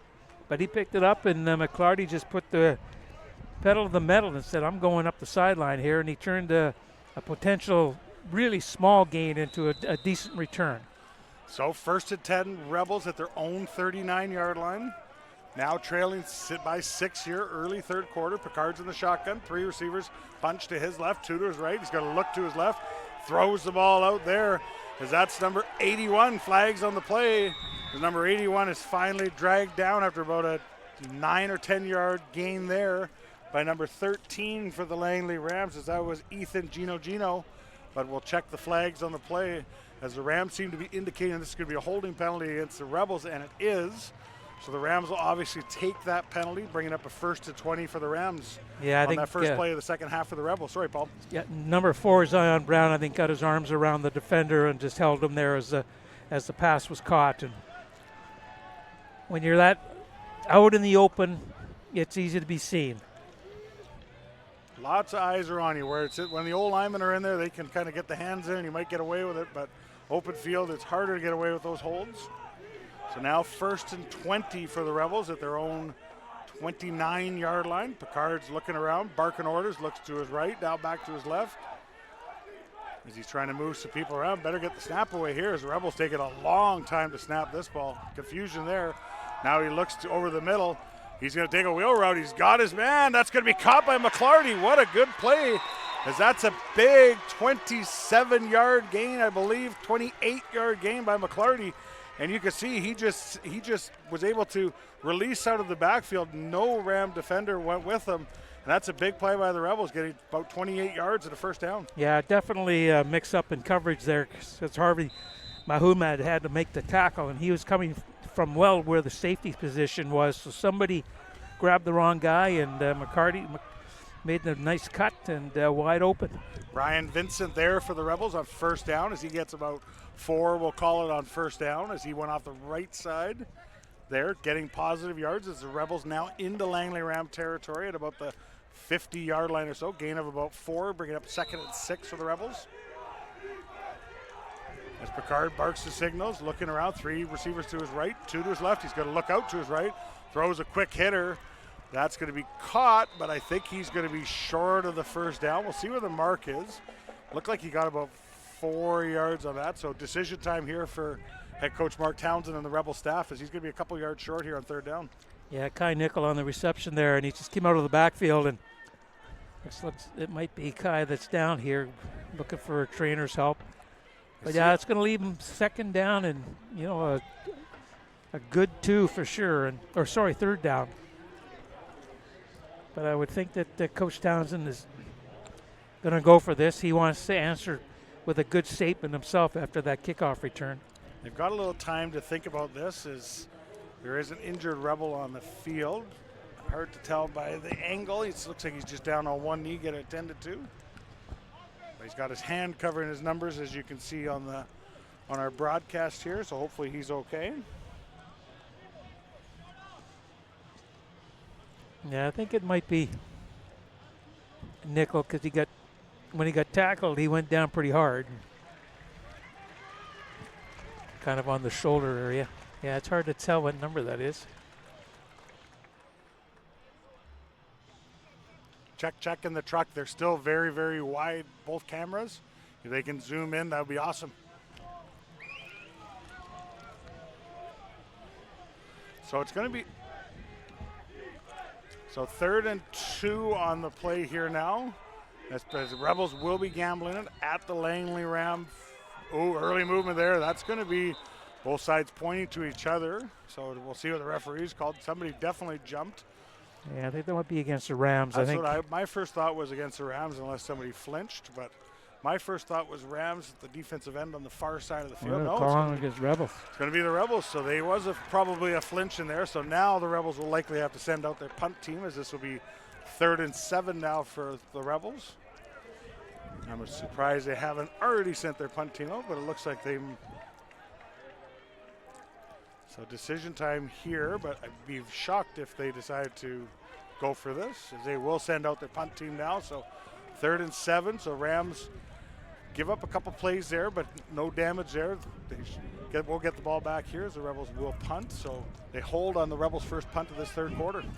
Yeah, and again, a penalty stalls the Rebels. You know, they had an opportunity there in a 3rd and short to get the first down, keep everything going. So but now the Rams here can, you get a good return. You're back in. Snap is good. Weens kicks this one. Good kick, as that will go down to about the 12-yard line there. We'll get a number as he comes off the left side. We'll get a number on the returner. Flags on the play again. So probably in the neighborhood of a legal block or a hold against the Rams. Well, that official threw that flag a good 20 yards. He must have been a quarterback before he turned to officiating. That was a pretty good throw. So that was 17 again. That told to Desi on the return, as there's another injured Rebel on the play on that one. So we'll check the flag. I haven't seen a signal yet, but I would assume this is going against the Rams, as they are walking backwards to where their own goalpost. No, it's actually against the Rebels. Interesting. So another call where the hold is on the punting team. So usually don't see that unless it's around the line of scrimmage. So that was far downfield on that one. So the Rams will get an extra 10-yard boost to this return, as they will mark this one up. As the injured Rebel comes to his feet, and the Rams will scrimmage 1st and 10 from about the 38-yard line. Yeah, it was interesting. I don't know where I didn't see any hold. Normally, like you say, you see it on the return team generally. And yeah. So 1st and 10 Rams, as they get their first offensive possession of this second half. Obviously, they had the score on the opening kickoff of the second half, so this will be the offense's first time on the field of play. Bit of confusion again, as we're hoping sloppy start besides that first kick, so hopefully we'll get some continuous play here as Hooper barks the signals. Rebels coming with the blitz again, hands the ball off. Good run here for Bruce Jones as he gets to the 2nd and 3rd level. That's a good run, probably his best of the day, as he goes for about 16 yards. That was Bruce Jones off the right-hand side. Good run there for the Rams. as they're now into Rebel territory at the 54. Safety Gino Vanuzzi made the tackle on that, and I think if he didn't, I think Bruce would be standing in the end zone right now. Best run of the day for Jones as he's now Rams into Rebel territory, 1st and 10. Why not go back to him again? He's tiptoeing through the Rebels secondary. He's got another massive gain here, as that's about a 12-yard gain again on 1st down. This will be another 1st down by the Rams as Bruce Jones has come out in this second half with his best 2 runs of the game thus far, Paul. And they give him, just feed him the ball. He's second leading rusher in the league, so there's a reason he holds that position. He's pretty good when he gets his hands on the football. And he's got his O-lines in the sync now. They're coordinated, and they want to start moving this football. There you go again. Third straight run again. Yards. Yeah, first game, another good run there by Bruce Jones. They might have to get him a bit of a breather after that run, but he's got his 3rd in a row. And that's another really good gain on 1st down as the Rams look to impose their will on the line of scrimmage. Yeah, we got a flag down here from one of the deep officials. I don't know if it was a face mask or horse collar tackle by the Rebels. So that will march this even further after about the 7-yard gain there by Jones on 1st down. Rams will get 15 more yards for their benefit. Unnecessary roughness, horse collar. Number 9 on the defense. 15 yards for him to play. 1st down. As you heard the announcement there, that was Ted Wyndham with the horse collar tackle. So Rams marching here again.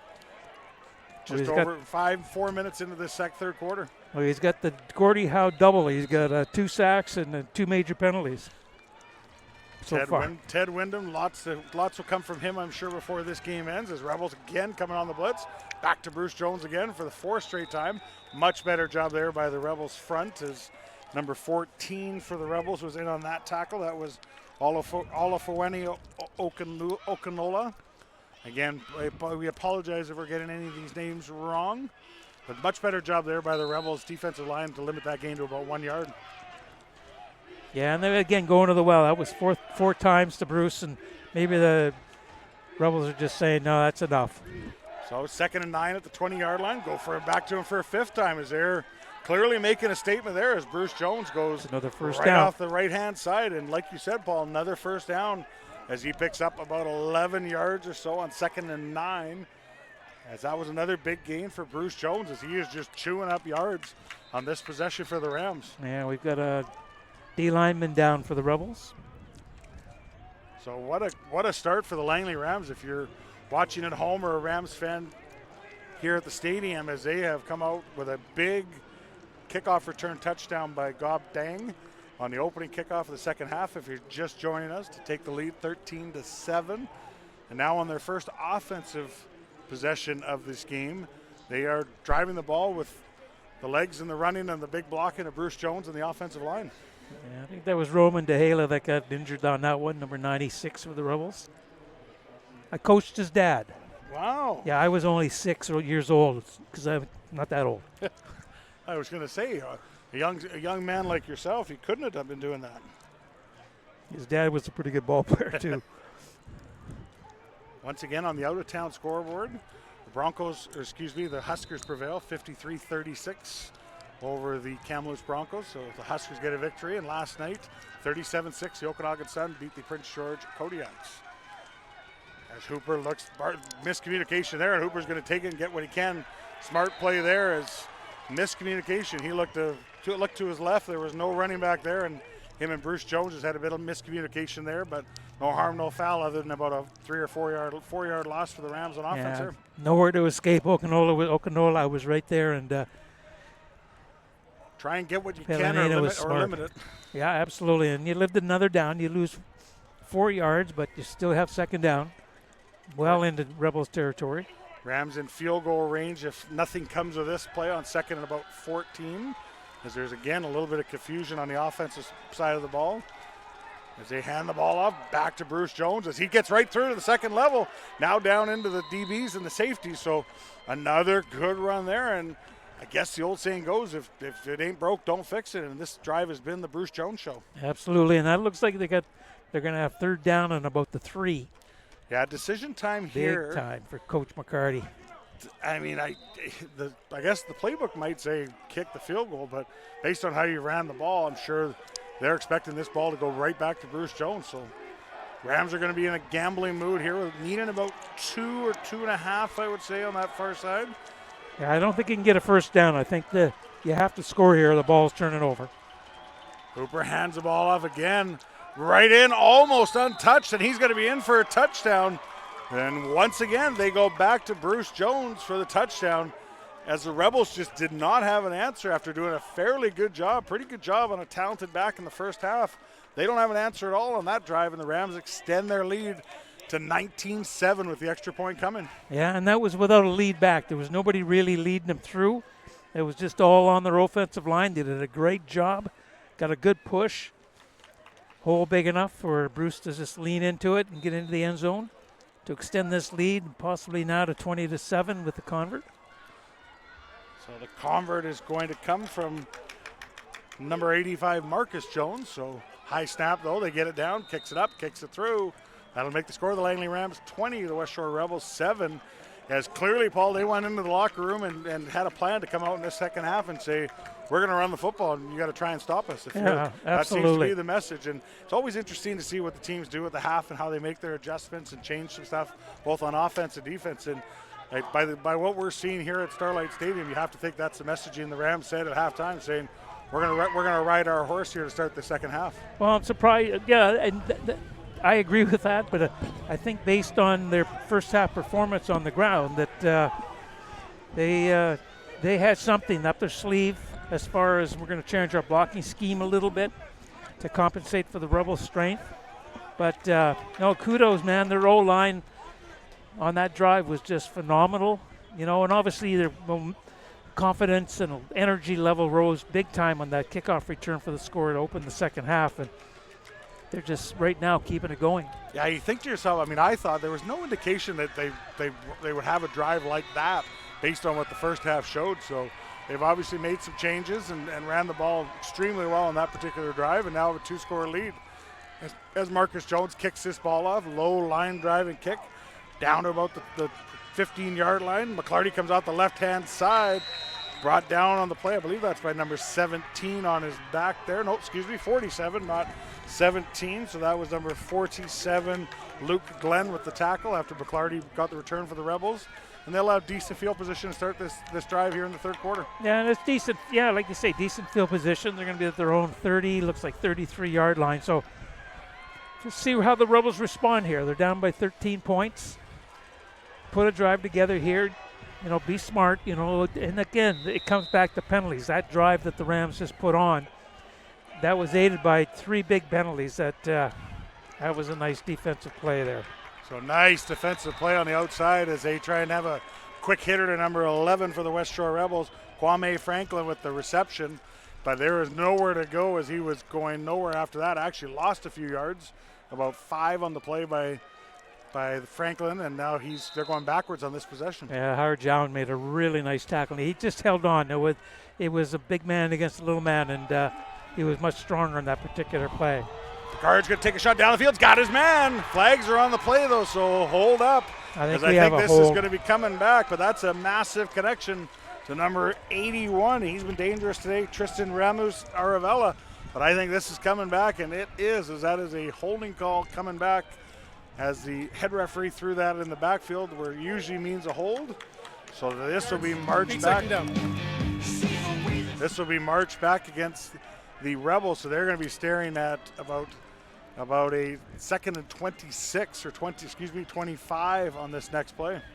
Yeah, again. And they got their shot. Sorry, Paul. They got their shot, and Picard stepped into it, but costly penalties. And we said it a lot. That's been the Rebels' MO all year is they take some penalties at the wrong time, but they have a good football team that they can make it up. But when you get up against a good team, a la the Okanagan Sun, who they lost to at home here by 3 points, and now with the Rams, those penalties hurt you big time. And draw play here to Ryan Vincent, just trying to get something back. He's not going to get much as he was brought down on the play. I believe that's by number 5 or 6. We're trying to get a number if he turns away. I think it's number 6 with the tackle. No, excuse me, 5, Howard Chow with the tackle. So just trying to get some yards back there was Ryan Vincent on that run, and Rebels will have to punt the ball. Another returner in there. They got Dang in there, he returned the kickoff, and he's going to have his chance here to get his hands on a punt return. That was number 5, Howard Zhao. I thought he was wearing 6. So punt is off, low line driving punt. Players will have to back up as Gob Dang picks this one up. That will be a no yards penalty against the Rebels. Because it was on the ground, it's usually that should be a 5-yard penalty, although the officials can give a 15-yard penalty if the players don't try and vacate that 5-yard zone. But usually once the ball hits the ground, it's the 5-yard variety. So I anticipate this will be a no yards call against the Rebels. It is. We'll see if they just give them the 5. They do, so. But it does put the Rebels or the Rams in no yards. Kicking team 5 yards from the end of the run. Decent field position here to add to their lead. But again, the Rebels defense they started to bend a little bit more than they did in the first half, and the Rams definitely, their offensive line has been in sync, and they're like they're dancing on the field. They're all in unison, and they're making Bruce Jones, they're creating big holes for him. And I would suspect we'll see Bruce Jones on this drive as well. Blitz coming here as they hand the ball off, this time off the right side. Not much in the way of running there as Ted Wyndham Jr. made a nice defensive play, as I think that was sack on the run there, and they do a much better job as they go backwards on that particular play on first down. Yeah, Aiden Patel was there as well, and it's the first loss they've had this half against the Rams offense, so it's a big down here for the Rams. Second down, and it looks like about 17, so it's a good way to, if you get a first down here, you're sending a statement saying we're in this game. Jaden Sack was the ball carrier on that last one, with Wyndham with the tackle. As Hooper barks the signals, blitz coming again as they hand the ball off. This time going back to big Bruce Jones as he rumbles his way and pushing the pile. They're going to be short of there was about 16 or 17, like you said, Paul.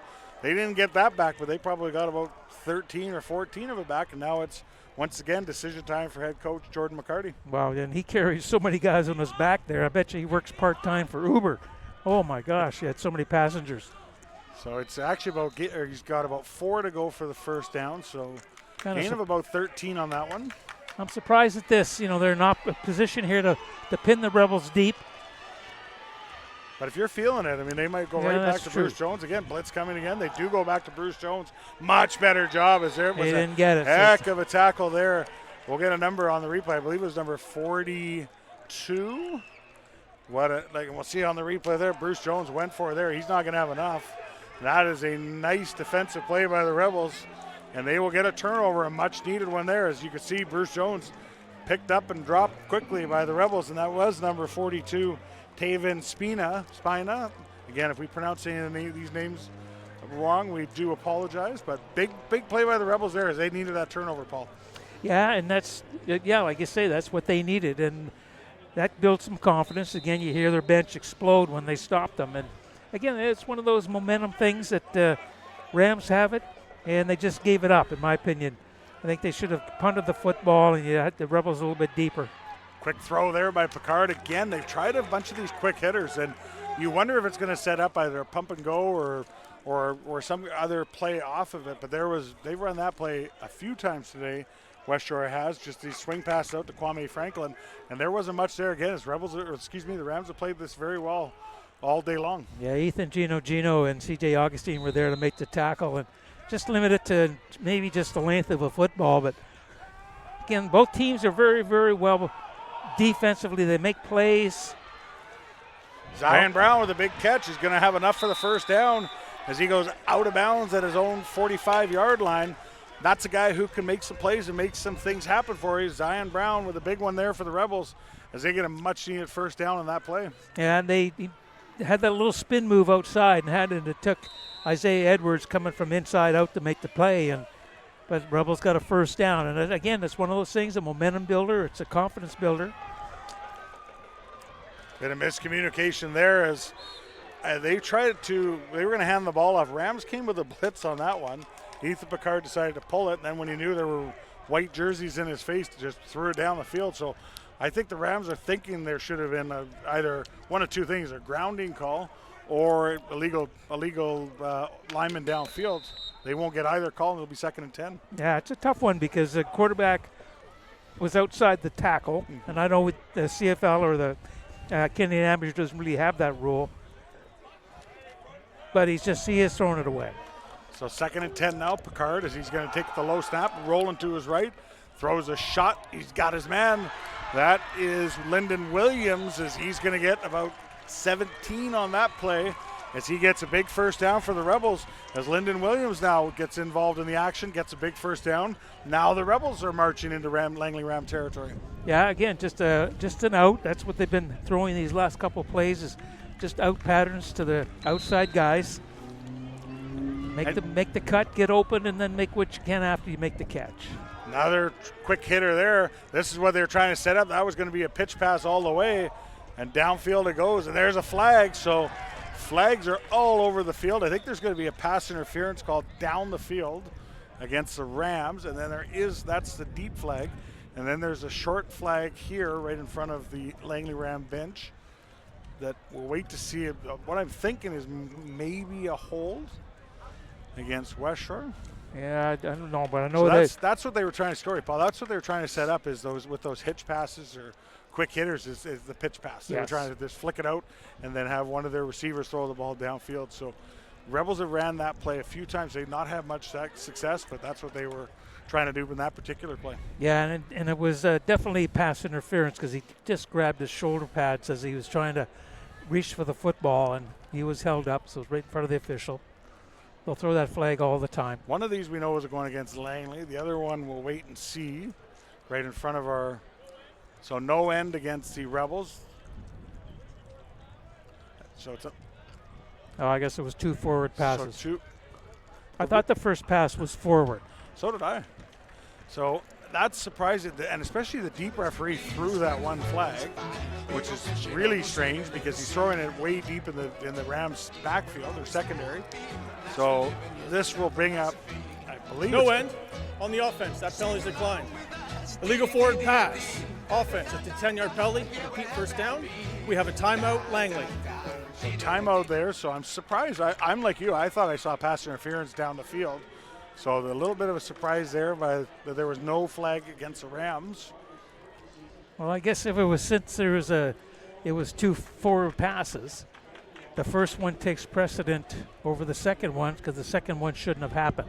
Correct, yeah. So I guess instead, if that was a backward pass, if Picard had thrown that backwards, then the second pass that went downfield would have been okay, but you can't obviously have 2 forward passes on the same play. Yeah.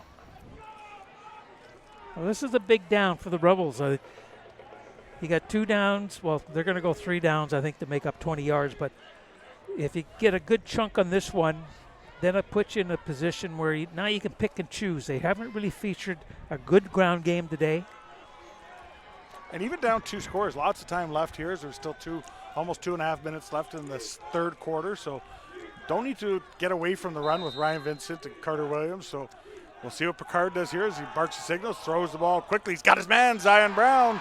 There's a big play there as he gets all of that penalty yardage back and more, as that's going to be a gain of about 20, we'll call it 26 or so for Zion Brown, and he's their weapon on offense, and I wouldn't be surprised if the Rebels keep going back to number 4. Oh, you have to. He's one of the top receivers in the BCFC, and you got to feed these guys. The leaders, you got to give them the ball. Picard drops back in. He's going to look again in the direction of Zion Brown. Oh, that's one dangerous throw as safety Isaiah Edwards was coming over from the safety position. Zion had a chance to make that catch, as that was a tight window there. As Zion's a little slow to get to his feet, will get some attention, but you see it right here as Picard looks. He's going to look in the same direction there, and there's Isaiah Edwards coming across. And he had a shot at that, even though there were 2 Langley Ram defenders right there. Yeah, I guess it just came down a little bit awkward. And one of those where the way the sun is setting, too. I was just about to say the same thing as we look to that area. Might be a little bit of the sun issue, right, Paul? Yeah, it had to be, because usually he's pretty sure with his hands. And he had an opening there. He could have got that football, in my opinion. So Zion looks to be okay as he jogs off the field here under his own steam, so that's good to see. But 2nd and 10 now. Picard's in the shotgun again. 3 receivers to his right, 2 to his left. He's going to look to his right. He's going to take a shot again in the direction of Lyndon Williams as he was trying to run a corner route. Incomplete there, as just didn't break his route off fast enough, or Ethan just threw the ball a little too far to the sidelines. But decision time here for head coach Mark Townsend, as it'll be 3rd down and 10, and they will send out the field goal team here, looking to make it a 20-10 game. Yeah, I think this is wise. I think it's a right call too. It's still the 3rd quarter, 13-point lead. You cut it to 10. Ideally, if you can make this kick, which will probably be about a 31-yard field goal. Yeah, it looks like, yeah. And that will be number 85, Charlie Weenstra. Weenstra trying the 31-yard field goal. Snap is good. Hold is good. Kick is up. Kick is good. That'll make the score as the Rebels inch a little closer to the Langley Rams 20. The West Shore Rebels 10 with 1:33 now left in the 3rd quarter. As another injured Rebel on this field goal attempt. I'm not sure what happened there, but it looks like it's his hand or shoulder, the way he went down. And he signaled right away.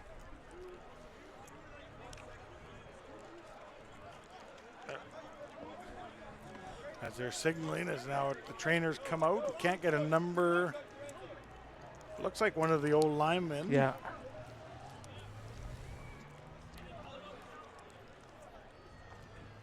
Could be number 79 for West Shore. Lorenzo Altabelli.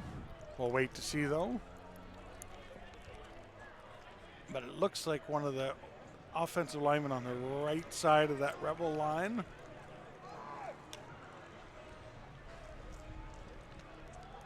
Yeah, they got some help out there to get him off. We hope he's okay. Well, the Rebels still have to feel okay about themselves with that drive, putting a drive together, turning a 2nd down and long into a 1st down, and coming away with some points.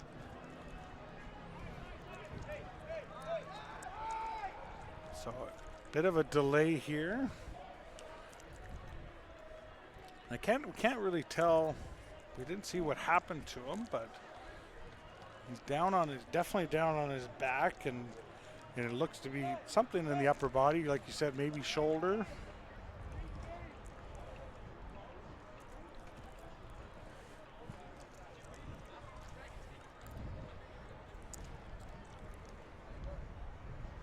As the Rebels training staff continues to attend to him.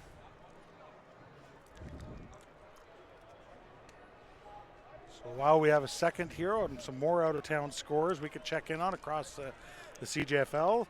We mentioned the blunt scores in BC, but out in Saskatoon, the Hilltops prevail over the Winnipeg Rifles, 57-14.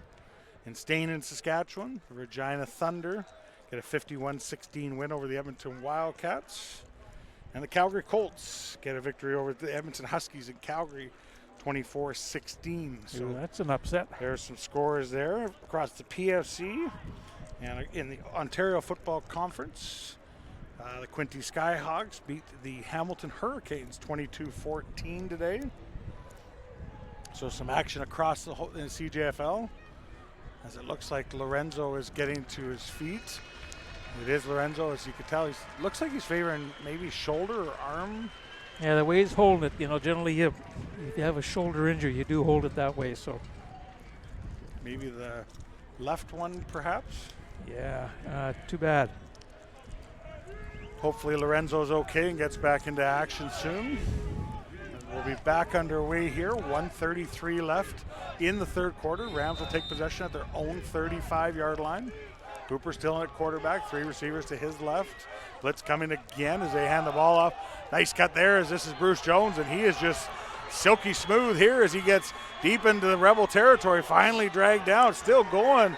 Gio Linuzzi, whatever they gave Bruce Jones at halftime, a Gatorade or a granola bar, they should keep giving him more because he looks unstoppable here, Paul, in this second half. Oh, yeah, no, and he just convinced me that he does work for Uber. He carries so many guys with him. He must have a big van that he drives, because I'll tell you, wow. And his running style, I like how he runs the ball. He just kind of glides. Like, it almost just looks like his feet aren't even hitting the ground. So dominant performance here for Jones in the second half is why not give it to him again as he goes off the left side. Better job there by the Rebels defensive front as they were able to limit that gain to maybe about, we'll see where it is. It's probably about a 4, maybe almost 5 yards there. So these yards are just churning up for Bruce Jones here in the second half. Yeah, he's had a good third quarter. And great third quarter. And again, the Rams are going to answer for what the Rebels had. And at this point anyway, the way they're moving the football, they should be able to add 3 points. Hooper barks the signals, looks around. Good job by his O-line. Now he's got a scramble, and he goes down there as it's going to be a sack, or maybe it looks like a sack, about a yard or two loss, as Hooper just had to hit the deck.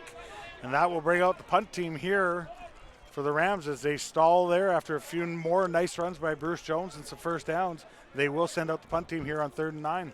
Well, the Rebels in that one, they shut down every escape avenue that was available to Hooper. So maybe I would have handed the ball there to Jones again, just to maybe push a little bit tighter. And you never know, he breaks one. He's such a strong back. But now the Rebels have a chance here to pin the Rams have a chance here to pin the Rebels really deep in their own end. Good snap, good kick by Losses. He drops it down to Lianuzzi in his end zone, does pick the ball up, and I think he's down. He's down there. The Rams think that's a fumble, but he was down. So I think they're not going to get the call that they think they're going to get, and this should stay Rebels ball, I believe. As Lianuzzi caught it on the bounce, but I think he didn't get it till just got to like the 1 yard line. So they're going to have a long walk down as that's the end of the third quarter. Once again, the score, the Langley Rams 20, the West Shore Rebels 10. As they got a long walk back down to the other side of the field, Paul. It doesn't get much longer than this. That's for sure. And it's interesting because he touched the ball in the end zone and then came out, got it out to the 1. And generally they're going to get the ball at the 40, the 20. And so because that he fumbled or the ball hit the inside, then he went down. Does it count as coming in and out? We'll see where here the umpire puts the football down. Looks like it's going to be at the 20. Yes. Yeah, I guess they're saying he had possession and came out, got out of the end zone. So that's a bit of a break for some field position for the Rebels.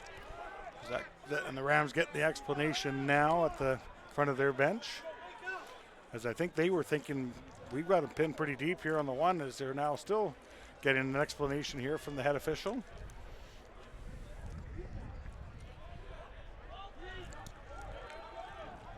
So now in the last quarter here, now Rams with a 10-point lead. 20-10 here as we start the fourth quarter. Looks like McClarty's a quarterback.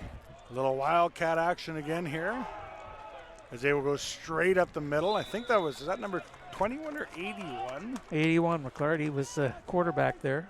So that's 81. That was Tristan Remus Arevalo. If it was number 81. Oh, I'm sorry. I thought it was 21. And sometimes the jerseys are tough to see when they're scrunched up a little bit, but yes, they stay in this wildcat formation. Ethan Picard not in there right now, quarterback. As it's Tristan, as he'll take the ball off the left-hand side. Well played by the Rams, as the Rebels only needed about 4 on that 2nd and 4 play. They definitely didn't get that from our vantage point up here. So looked like they lost the yard on that one. Yeah, or maybe stayed where they are. So 3rd down there. So 2 quick plays. And the other thing, I know they're trying to move quickly. I know they're trying to get momentum, but it's just if you go 2 plays and out like that, I mean, that was 50 seconds taken off the clock. With the way Bruce Jones is running, do you want to give your defense make your defense tired and have them back on the field? It's tough act to follow. Absolutely, and I think I wouldn't put it past Coach Townsend.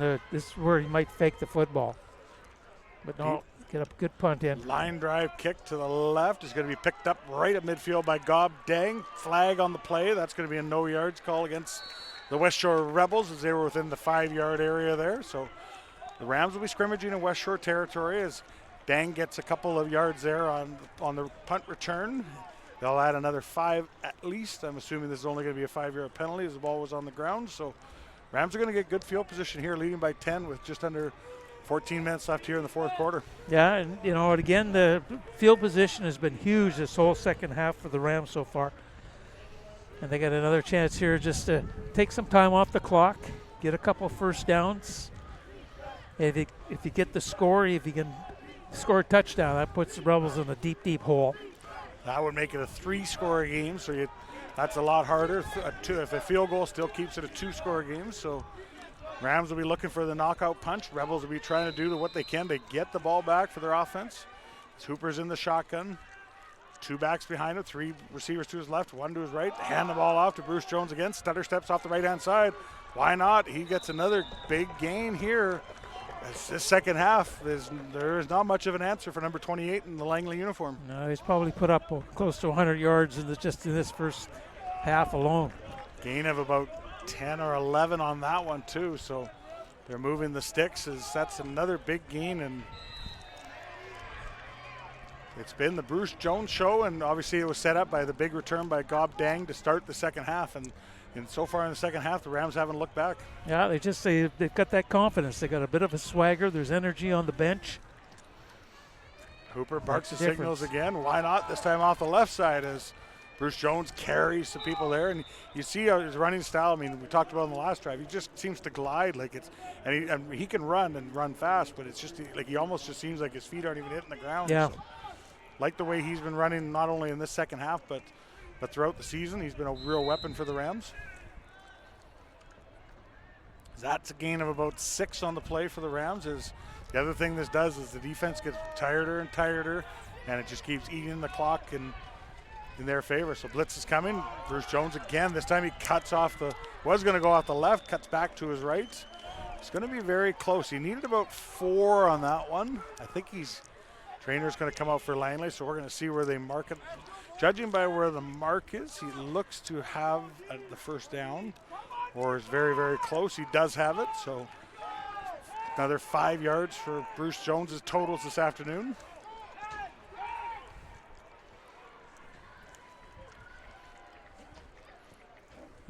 Didn't see who's down there for the Rams, and you could tell, it's bizarre because sometimes when you see teams start to have some success on the running game, you can go, okay, they might be able to turn this into something substantial in the second half. But I thought the Rebels, maybe I'm wrong, but I thought they handled the Rams running game pretty well in that first half. And out of nowhere, all of a sudden, the Rams offense and their offensive line has been fantastic, opening up holes, and Bruce Jones has hit every single one of them. Yeah, and he lived up to his billing coming into this game as the second leading rusher in the BCFC. But yeah, they're running against the Rebels run game defensively that was tops in the league. It gave up 3.3 yards a carry, head and shoulders above everybody else. Yeah, that looks like Isaiah Cooper that was down there. That Isaiah number 28 or? Looks like 28. Bruce Jones. No, yeah, it is Bruce. As he looks to have a bit of a limp as he comes off the field. Hopefully he's okay for the Rams. Well, that gives you a little bit of pause anyway to say we're losing our top offensive weapon here for a few plays. Hopefully he's okay. He's able to re-enter the game. He's not walking off with a whole lot of pep in his step, but he might be tired after the second half. That's true. As it will be 1st and 10 for the Rams at the Rebel 27-yard line. And you got to think, like we said, as Bruce comes off the sidelines onto the bench, you have to think a score here makes it really hard for the Rebels. They need to hold this to either no points or 3 points. They got a couple downs here to try to get a first down. So and just to see if the Rebels, are they bending or breaking? 1st and 10 now as they'll hand the ball off to Sack on the right-hand side. He powers forward for maybe a gain of about 4 or 5. As that was number 26 for the Langley Rams. He's been in there quite a bit today as well. Jaden Sack gets about a good 5 yards on that play. Good run on first down, Paul. Yeah, and it's, you're not losing too much when Sack's in there carrying the football from Bruce, but Bruce gives you that little bit extra, and that he's exceptional, so you don't want him on the bench.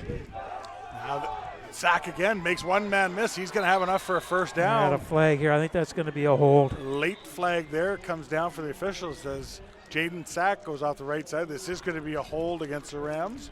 And you wonder, now with Sack chewing up some yards, this one's going to come back, of course, so it's going to be It's going to be 2nd and 15 for the Rams after this penalty. But you wonder when they're going to take a shot with the play action, because that's the best way to offense. 10 yards from the line of scrimmage, repeat 2nd down. That's true. That's what a That's good true. running game kind of sets up, because all of a sudden the defensive guys, you can see a lot of the Rebels have their hands on their hips. They've been out on the field a lot in the second half. You wonder how long it is before you take a shot. And that's the play action pass only works when you have a good running game, and the Rams have established exactly that here in the second half. So you wonder if all of a sudden they're going to take a shot with Hooper down the field. Now this might be the play it happens on. Let's come in again. No, they keep it safe, hand the ball off. And that's Jaden Sack again, but a very nice play on that play by number 33 for the West Shore Rebels. That's Seth Beckwith. As he says, enough of this, and the Rams went backwards about 3 or 4 yards on that play. Yeah, I think they're going to be punting here. I don't think. Oh, they're going to try a field goal. Looks like. So very safe. They're going to punt. Very safe call there, I thought, by the Rams. They are going to punt as Andrew Lawson comes into the game. But maybe at this point the Rams are saying, we're playing good defense. We don't need to shoot us in the foot or short field our offense or anything like that. Let's just play the field position, run the ball, kill some clock, and then play field position.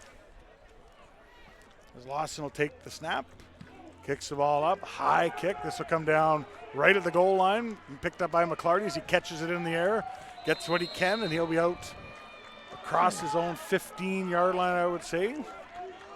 Down around the 18-yard line, so 18-yard return for Chris McClarty as he caught that on his own goal line. So the Rebels are in the position where they got to make something happen now. I think there's 10 and a half minutes to go, so there's plenty of time in Canadian football, but they just haven't really been clicking at all in the second half, and they've been watching the Rams play their own little game, and the Rebels now have to step up and say, okay, we've got to take this game over and get back into it. Touchdown puts you back in real quick. Picard back in here, quarterback. As he looks to his right, he's going to throw it to his right. That's going to be behind number 8, Lyndon Williams. Well covered there by the Langley Ram defenses. The ball was thrown behind Williams, but even if it was thrown in front, the Rams were in pretty good position defensively in that one. Yeah, he threw it. There's double coverage there, and but it was, again, it looks like Ethan's struggling a little bit to throw the ball. He's had up some nice passes, but other times he's just doesn't have that zip on the ball like he's had earlier in the year. Drops back again. There it is, right on cue. He must have heard you from up here, as that one is nicely zipped in there by Ethan Picard. Josh Nevin with the first down. As that was, I agree with you, but all of a sudden Ethan Picard must have heard us up here in the broadcast booth, because that was a shot. That'll be a first down for the Rebels. Big first down there as they get some yardage. Now he's going to look to his left, throws it out again. That's going to be number 10 again, I believe, Nevin. Josh Nevin with another positive yard gain there for the Rebels on offense, as they're trying to get their offense moving quickly here. 9:38 and counting left here, fourth quarter. Card drops back again. Blitz comes in, and they got him. That was number 20 for the Langley Rams, as he just bowled over the back, then got his way to Picard. Nice defensive play by Isaiah Cooper. That'll force the punt team to come out for West Shore, as Cooper says, enough of this, and now the Rebels will have to punt the ball. Yeah, Isaiah just blew by the offensive. I think it was the guard that he came there, through. He got past the back, number 34. That was Ryan Vincent. Tried to block him, but Cooper just he blew got past through him. so quick. No way Ethan Picard could have thrown that ball, as Cooper was standing in front of him very quickly. Rebels are going to be forced to punt. Rams should get this one back around midfield, I would think, at worst, potentially, although that's a good nice kick. punt. Really nice punt there. That'll back them up. Rams will get the ball, though. Good field position. We'll wait to see who had the return there. A good field position again. I think that was number 21 for the Rams, I believe. Taryn Birdie, I think, on that return. Yeah, I thought it was number 17. Sorry, yeah. 17 on that one. So that was Natol Tedesi. Again, apologize if we get any of these names pronunciations wrong. We do apologize, but good field position here for the Rams as they look to scrimmage. They are scrimmaging now, 1st to 10 on their side of midfield at the Langley 48-yard line. And I think Bruce Jones, that's him back in the backfield if my eyes are correct, so that's good to see. There he goes again, look out. It's Bruce Jones, that is definitely Bruce Jones back in the backfield. He goes off the right side, probably gets another 17 yards there as he's getting into the second and third level, Paul, before anybody's laying a hand on him. I'm not sure what they did at halftime. The O-line might have eaten some Wheaties or something because they are really strong this second half and just opening hole after hole after hole. And Bruce Jones is shaken up again after that run. And you can see him dragged down there by a host of Rebels defenders. Looks to be okay, and with 8:19 left, you wonder when. I mean, Jaden Sack has been running the ball. You wonder when you look and say, okay, you've done enough for today. We're going to hand the ball. We're going to let Jaden Sack take this one home. Yeah, I agree. I think that's twice where Bruce Jones has come off. He looks to be okay as he's pointing down to his shin area. So hopefully he's okay as he's been dynamite the second half of the Rams. As Eric, once again, big run here. Jaden Sack as he goes for another 15 yards or so at least, maybe 16 there. As these holes are getting bigger and bigger, Paul, and that was a big one there for Jaden Sack to run through. It was just, again, it's the Rams offensive line just believed in what the offensive line coach was saying at halftime, and they've come out and they've got their feet moving, they've got their hands into the Rebels defenders, and they're creating seams, and the running backs have got their vision is really sharp, so they're able to make the cut and find that hole. Jaden Sack again, more positive yards here as they just grind this out as we're past the halfway mark of this fourth quarter. Rebels need an answer. That's another 5 or 6 yards here. An injured Rebel on the play. We'll get a brief moment here to attend to their injured Rebel player. But they need an answer. Ted Wyndham Jr., I think he has to leave for a play since the trainer came out. But again, he's had a really good game, and you want him on the field for sure. But yeah, the Rams, they had something at halftime that fired them up, and obviously that kickoff return to set the stage for this second half really, really helped. It just creates a ton of energy. A lot of times you see guys sitting on the bench when they're not involved in the play, but Ram kids, the Ram players are all up on the sideline watching. And the crazy thing is, as much as Bruce Jones and Jaden Sack have ran the ball, I mean, the Rams have only got 7 points on offense in the second half, and then you throw the return in. So that's true. I mean, it feels like it's tilted way more than it is. Obviously, as there's a high snap there. Jaden Sack, another big hold there. This is going to be a hold here, so this one's going to come back. So it was 2nd and 5, but this is quickly going to become 2nd and 15 by our guesstimation, and it is. So a big hole there, but I mean, you can see it. We could definitely see it up here in the broadcast booth, that these holes just seem to be getting bigger and bigger. And I know it's that time of year. These teams have played 7-8 games, and the football is an injury sport, so there's going to be times when starters are on the sidelines because they're hurt a little bit, a little nicked. But next man up has to be able to be the next man up and be ready to go. But in my opinion, you credit the Rams offensive line. They just came out the second half, and they said, okay, guys, let's go. Yeah, that's the theme of this second half.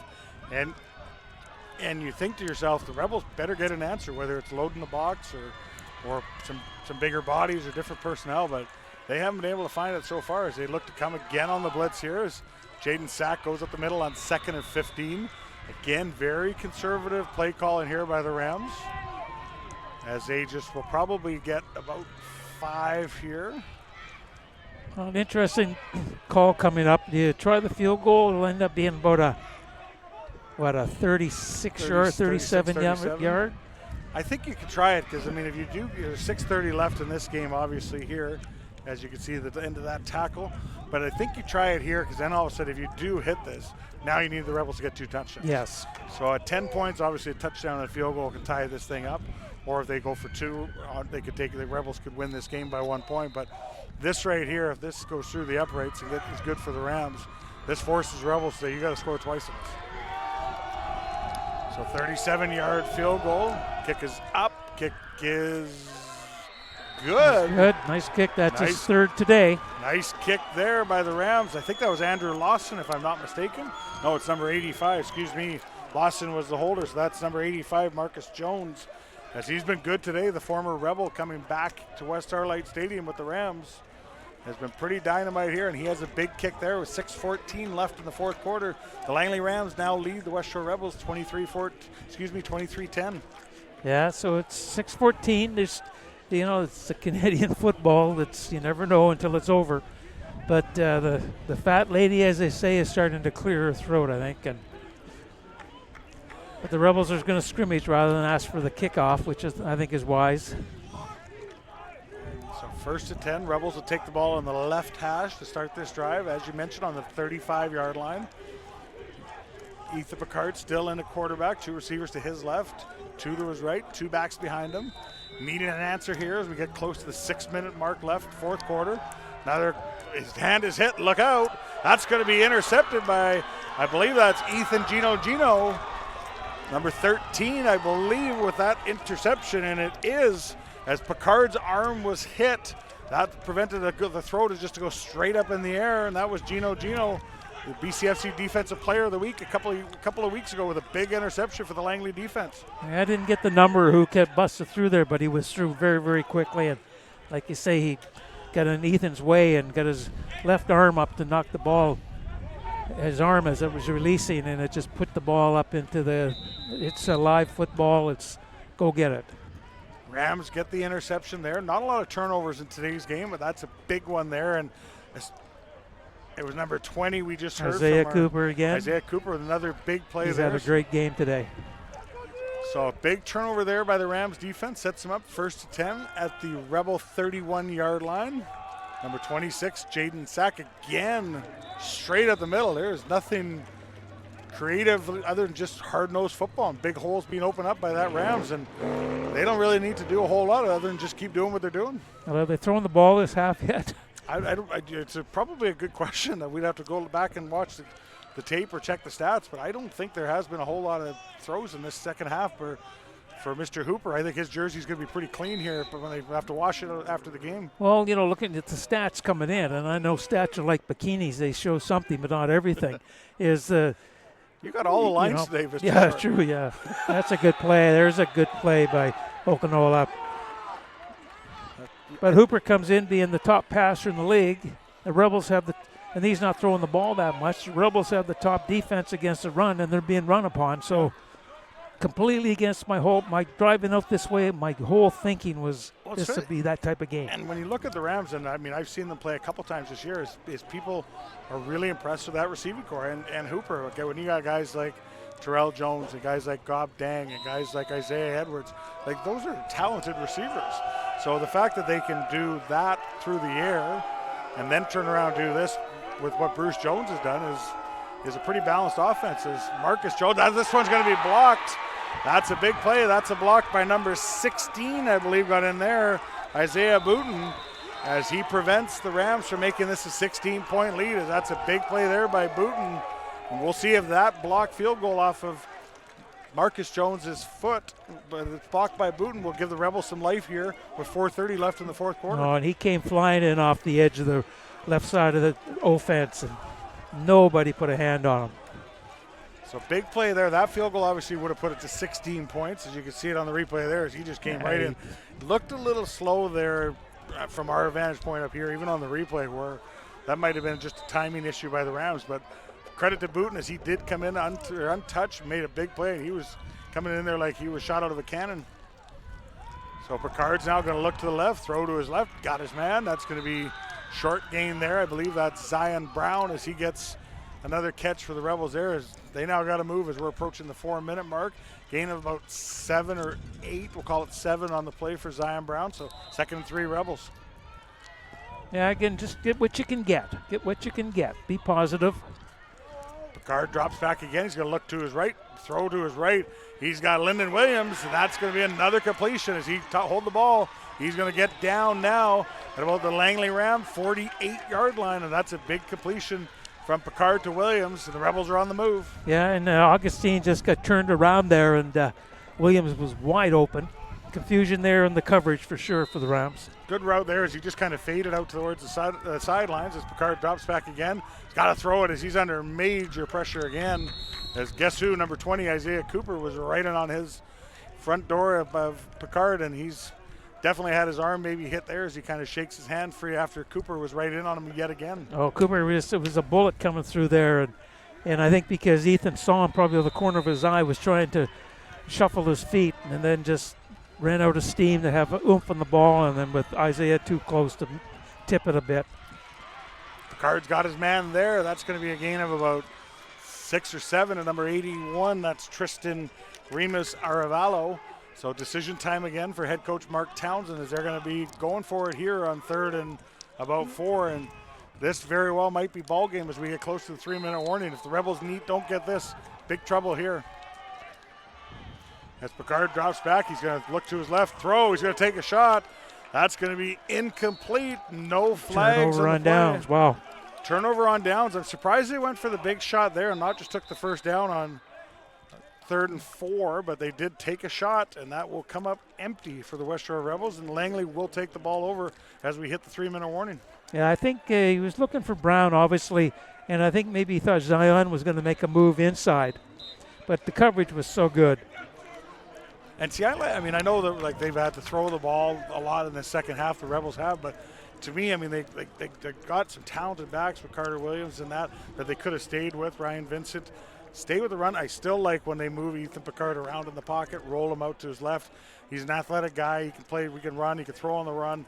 I'm surprised. I like Ethan when he's rolling and he's being athletic. And a lot of today, and especially in the second half, he's just dropping back and throwing. Yes. And I think much like Mr. Hooper on the Rams side, Talib, that I think when they roll these guys out and let them be athletes, and you've seen some really good throws. I like what both those guys could do when they're throwing on the run. Oh, absolutely, and I think sometimes though you get down a little bit to get you out of your comfort zone, calling plays and what the game plan was. You go to page 2 rather than stick with page 1, but you got to give the Rams credit. They came over here.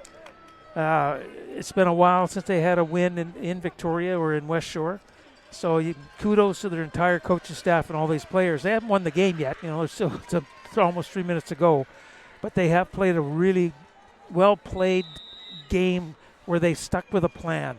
And I think that's a bit of the difference. The Rebels bounced around a little bit, faking things and going forward on 3rd down. And, yeah, just makes a big difference. So hands the ball out here. Chaden Sack, not much doing there. As that's a nice tackle there, I believe, by number 62 for West Shore. As that was Manny Fotuo. Again, apologize for any name pronunciations, but limited gain there by Jaden Sack as he gets about 3 on that play. And the clock continues to tick. Just control the clock, let it tick down. And, there is no 20-second clock that can be seen, so it's hard to judge that. But you just got to maintain possession of the football. Blitz coming again. Jaden Sack trying to get out to the outside. He does. Another first down as Jaden Sack gets about 10 on that play, maybe 9, but definitely enough to move the sticks as he only needed 7, got 9. It doesn't matter if you have a 20-second clock if you keep getting first downs. The only other thing I was thinking, too, is if you're Langley and with these teams, obviously the Rams flag comes in late, that's going to be somebody saying something. So a little bit of frustration, I believe, on the West Shore side of things. Objectionable conduct against the Rebels, so another 10 yards, and that's frustration, obviously. But what I was going to say, Paul, is 13 on the defense, 10 yards, automatic first down. What I was going to say is the Rams come into this game obviously 5-2. Their losses come to the Okanagan Sun, both of them. Rebels come in 5-1, same thing. Their only loss comes at the hands of the Sun.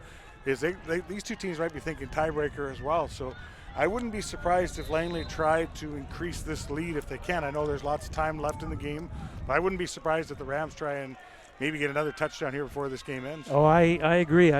Because it's the next game again between these two could decide, especially if the Rebels lose next week up in Kelowna. That'll give the Sun top spot up, with 2 games to play. But the winner of the next one, based on points for and against, could end up in second place in that home field advantage. Good. So that's something as we have an injured Ram on the play. So definitely things to consider here. And I'm sure both coaching staffs have thought about it when this game started to know that there's a good chance, there's lots of time left in the season, and who knows what's going to happen. And sometimes teams win and surprise you, sometimes teams lose and surprise you. But I think the takeaway that I would have if I was, there's another flag against the Rebels, and I think that was either a horse collar or a face mask, because that's a 15-yard penalty as they're moving up.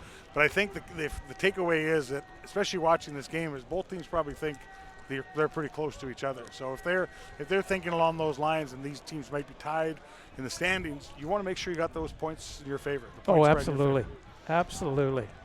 And if you're the Rams, and you can, right now you've got obviously a 13-point lead in this game. If you can extend that to 16 or 20, that makes it awfully hard for West Shore, if the teams are tied, to get the tiebreaker over them. Yeah. So I would be surprised here if Langley obviously I would be shocked if they didn't just keep the ball on the ground, but I wouldn't be surprised to see if they're trying to get 7 more here. I guess that's number 56 that got injured, Chris Prasad, sorry. Did they announce that last penalty? It was a 15-yard horse collar. Oh, okay. Jaden Sack again, as he's just chewing up the yards now. In coming in relief of Bruce Jones, who was dynamite in particular for the third quarter and half of the fourth here before Jaden Sack is coming to this ball game. Yeah, again, they just the Rebels now are, they're just waiting for this game to end, because there's not a lot of time left. The Rams in their zone, so it's a little frustration, like you say, heading in and get a little lazy. Under 2 minutes now left. 151, handoff again, straight up the middle. Jaden Sack. He's going to be short of this third down by probably about, as he gets about 4 on that. I think it's going to set up about a 3rd and maybe 2 or maybe 3. So it's going to be about 3rd and 2. So decision time here for Jordan McCarty, and he doesn't hesitate here. He's going to leave his offense on the field, and why not? Yeah, the clock's running, and I think he got a little, with that last one field goal attempt being blocked, he's probably thinking, hey, we can control this. If we turn it over, we're turning it over here. And the way he ran the ball in the second half, you've been getting 2 at least the whole time, so why not keep her going? And this is going to be close. He might be short here, as the Rebels might have made the play they needed to make here with 1:28 left in the fourth quarter. As we'll see where the spot is. Rebels seem to think they've made their stop. Yeah, I think they have too. They're going to measure this, but again, you look at how the second half is. The Rams have gotten, obviously, they've gotten the one offensive touchdown and the field goal, and then the big return, obviously, by Gob Dangan to start this half.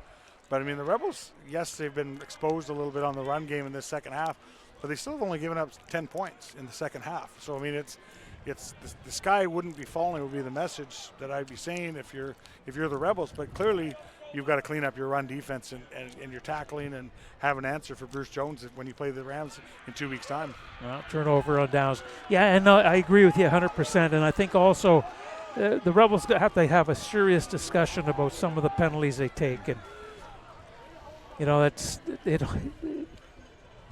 Like I've always said it, part of the discipline of a football team is penalties. There's going to be some that are frustration ones that you kind of turn your head to and say, okay, those things are going to happen. But when they're constantly happening like that, it's going to hurt you. And you'd hate to have a good football team and then find yourself watching another team heading off to the prairies for the CJFL semifinal because you did some stupid stuff in the game you played against them. So 1st and 10 now. Picard's got to pick the ball up off his shoes on that snap. Throws the ball into double coverage. That's going to be incomplete as low snap. And once again, the pressure was in on, as there's an injured Ram, as lots of bodies are going down here as he makes his way off to the sidelines. But incomplete pass there, as that was trouble. Oh, now there's an injured player on the Taryn first Birdie side. down, number 21. But yeah, Taryn made a nice play on that one just to force the receiver to the sideline, and makes a big difference when your 13th man helps out on the coverage. So the injured Ram is going to make his way. A lot of injuries today. There have been. You hope that it's none are of the serious variety, but you get to this point in the season, obviously, as some of these teams are in game 7s and 8s and that, it's the bumps and the bruises start to feel a little worse. That's number 21 for Langley making his way off the field. Tarrant Birdie. And the Rams get the bye next week. I can't remember the schedule, but they are. We're playing the Valley. Let me think about that one. I think they're in the Valley next week. So there's a shot by Picard. Got his man. That's going to be number 11. That's going to be Kwame Franklin with a big play there as he gets up close to midfield. Massive play there for the Rebels as they got to get moving. 1:17 left as there's going to be a timeout. I think is the last minute of this or a couple minutes of this is. I don't see an injury. I think there's just a timeout. Yeah, somebody called timeout, but I didn't see if they signaled it. Pretty sure it's West Shore. So it was a timeout for the West Shore Rebels. So and it was Kwame Franklin's first reception today, and he's the second favorite receiver of Picard this year. Yeah, so they've struggled throwing the football a little bit today. They got away from the run game early. I haven't seen Carter Williams back in, so maybe when he went down there in the second quarter, they probably put him on the bench to say, okay, look, you're just coming off injury. Let's don't make it even worse. We need you next week. But this is important for the Rebels as far as points. If they can score here, then the next game they play is going to be against that could be for second place. Nice shot there. No, incomplete as Picard was looking in the direction of Franklin again, but that will be incomplete. But no, I agree with you, Paul. Even if you can't get your 2 scores here with just 1:08 left, get one. Close that point spread gap so that when you do play in Langley, you're not having to make up as many points. Absolutely. So, and I'm sure if the Rams are on defense here, they're saying the same thing to their guys going, let's make sure we just don't give up the late one here in the last half of the game thinking no big deal. We'll just give 7, get the win, and head on back to Vancouver. So they're telling their guys deepen up a little bit here as it's 2nd and 10. Rams deepen up their secondary a little bit. Picard surveys the situation. Marks the signals. Now he's going to roll off to his left. Look out. Guess who? He's Isaiah Cooper again. Isaiah Cooper right in again, and he's making his case to the Players of the Week voters with a performance like this today. Absolutely, and he should ask the Rebels for a jersey. He spent more time in their backfield than some of their guys have. So I did check their schedule while we had a brief moment. The Rams will be in Chilliwack to play the Valley Huskers next week in a big game there. So is that the Cascadia Cup? No, that was the game in Langley earlier. Oh, okay. So the Rams captured their first Cascade Cup. As Picard drops back again, barks the signals, 3rd down. He's got to get the ball down the field. That's going to be incomplete. No flags. That will be a turnover, and that will do it here from Starlight. 48.5 seconds left. Run time now for the Rams, and they will get that W. I think it's safe to say now, Paul, they will get the W and improve their record to 6-2. And then obviously we headed to Valley to play their regional rivalry game, not the Cascade Cup, but the rematch of the Cascade Cup, or I guess in our terms it might be the Labor Day Classic to the Banjo Bowl, or whatever you want to call it. It's always a big game when the Rams and the Huskers get together. Rebels have to dust themselves off quickly. Short week this week. They will be headed up to Coquihalla to play the Okanagan Sun. No easy task there against an 8-0 football team. Yeah, and the Sun, they want to go undefeated. They've had, under Coach Miller, Travis Miller, they've had a tremendous run. 2023 Canadian Bowl champs. And the Rams, they're the 2022 champions, Canadian Bowl champs. So, it's been one of those.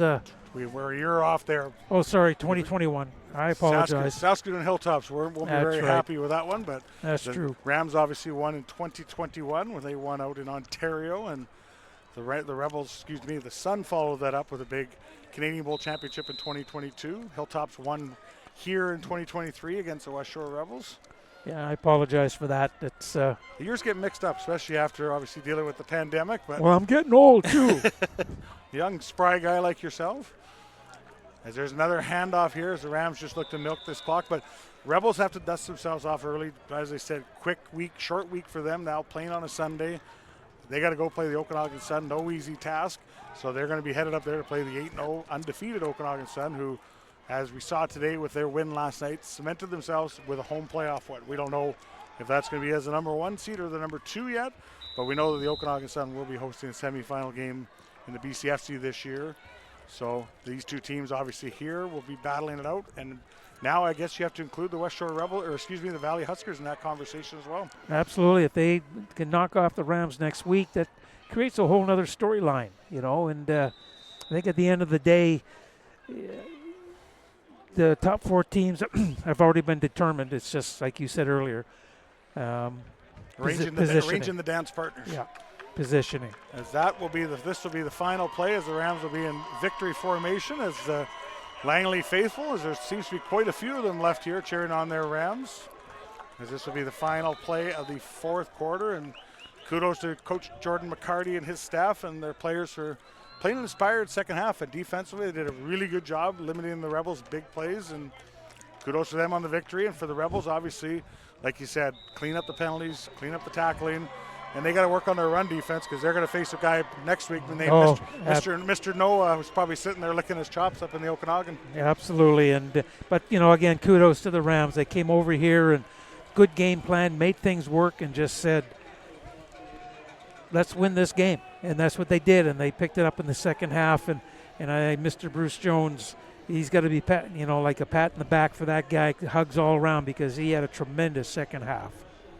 Once again, our final score here at Starlight Stadium, the Langley Rams 23, the West Shore Rebels 10. On behalf of Paul Short, I'm Tyler McLaren. Thank you for joining us on bcfctv.com. Please make sure to follow us on all our social media channels and Facebook, Twitter, and Instagram. And be safe, and we look forward to seeing you again soon. Have a great night. Yeah, and thank you to Roll Focus, another great production. Thank you. Thanks, Roll. Outstanding.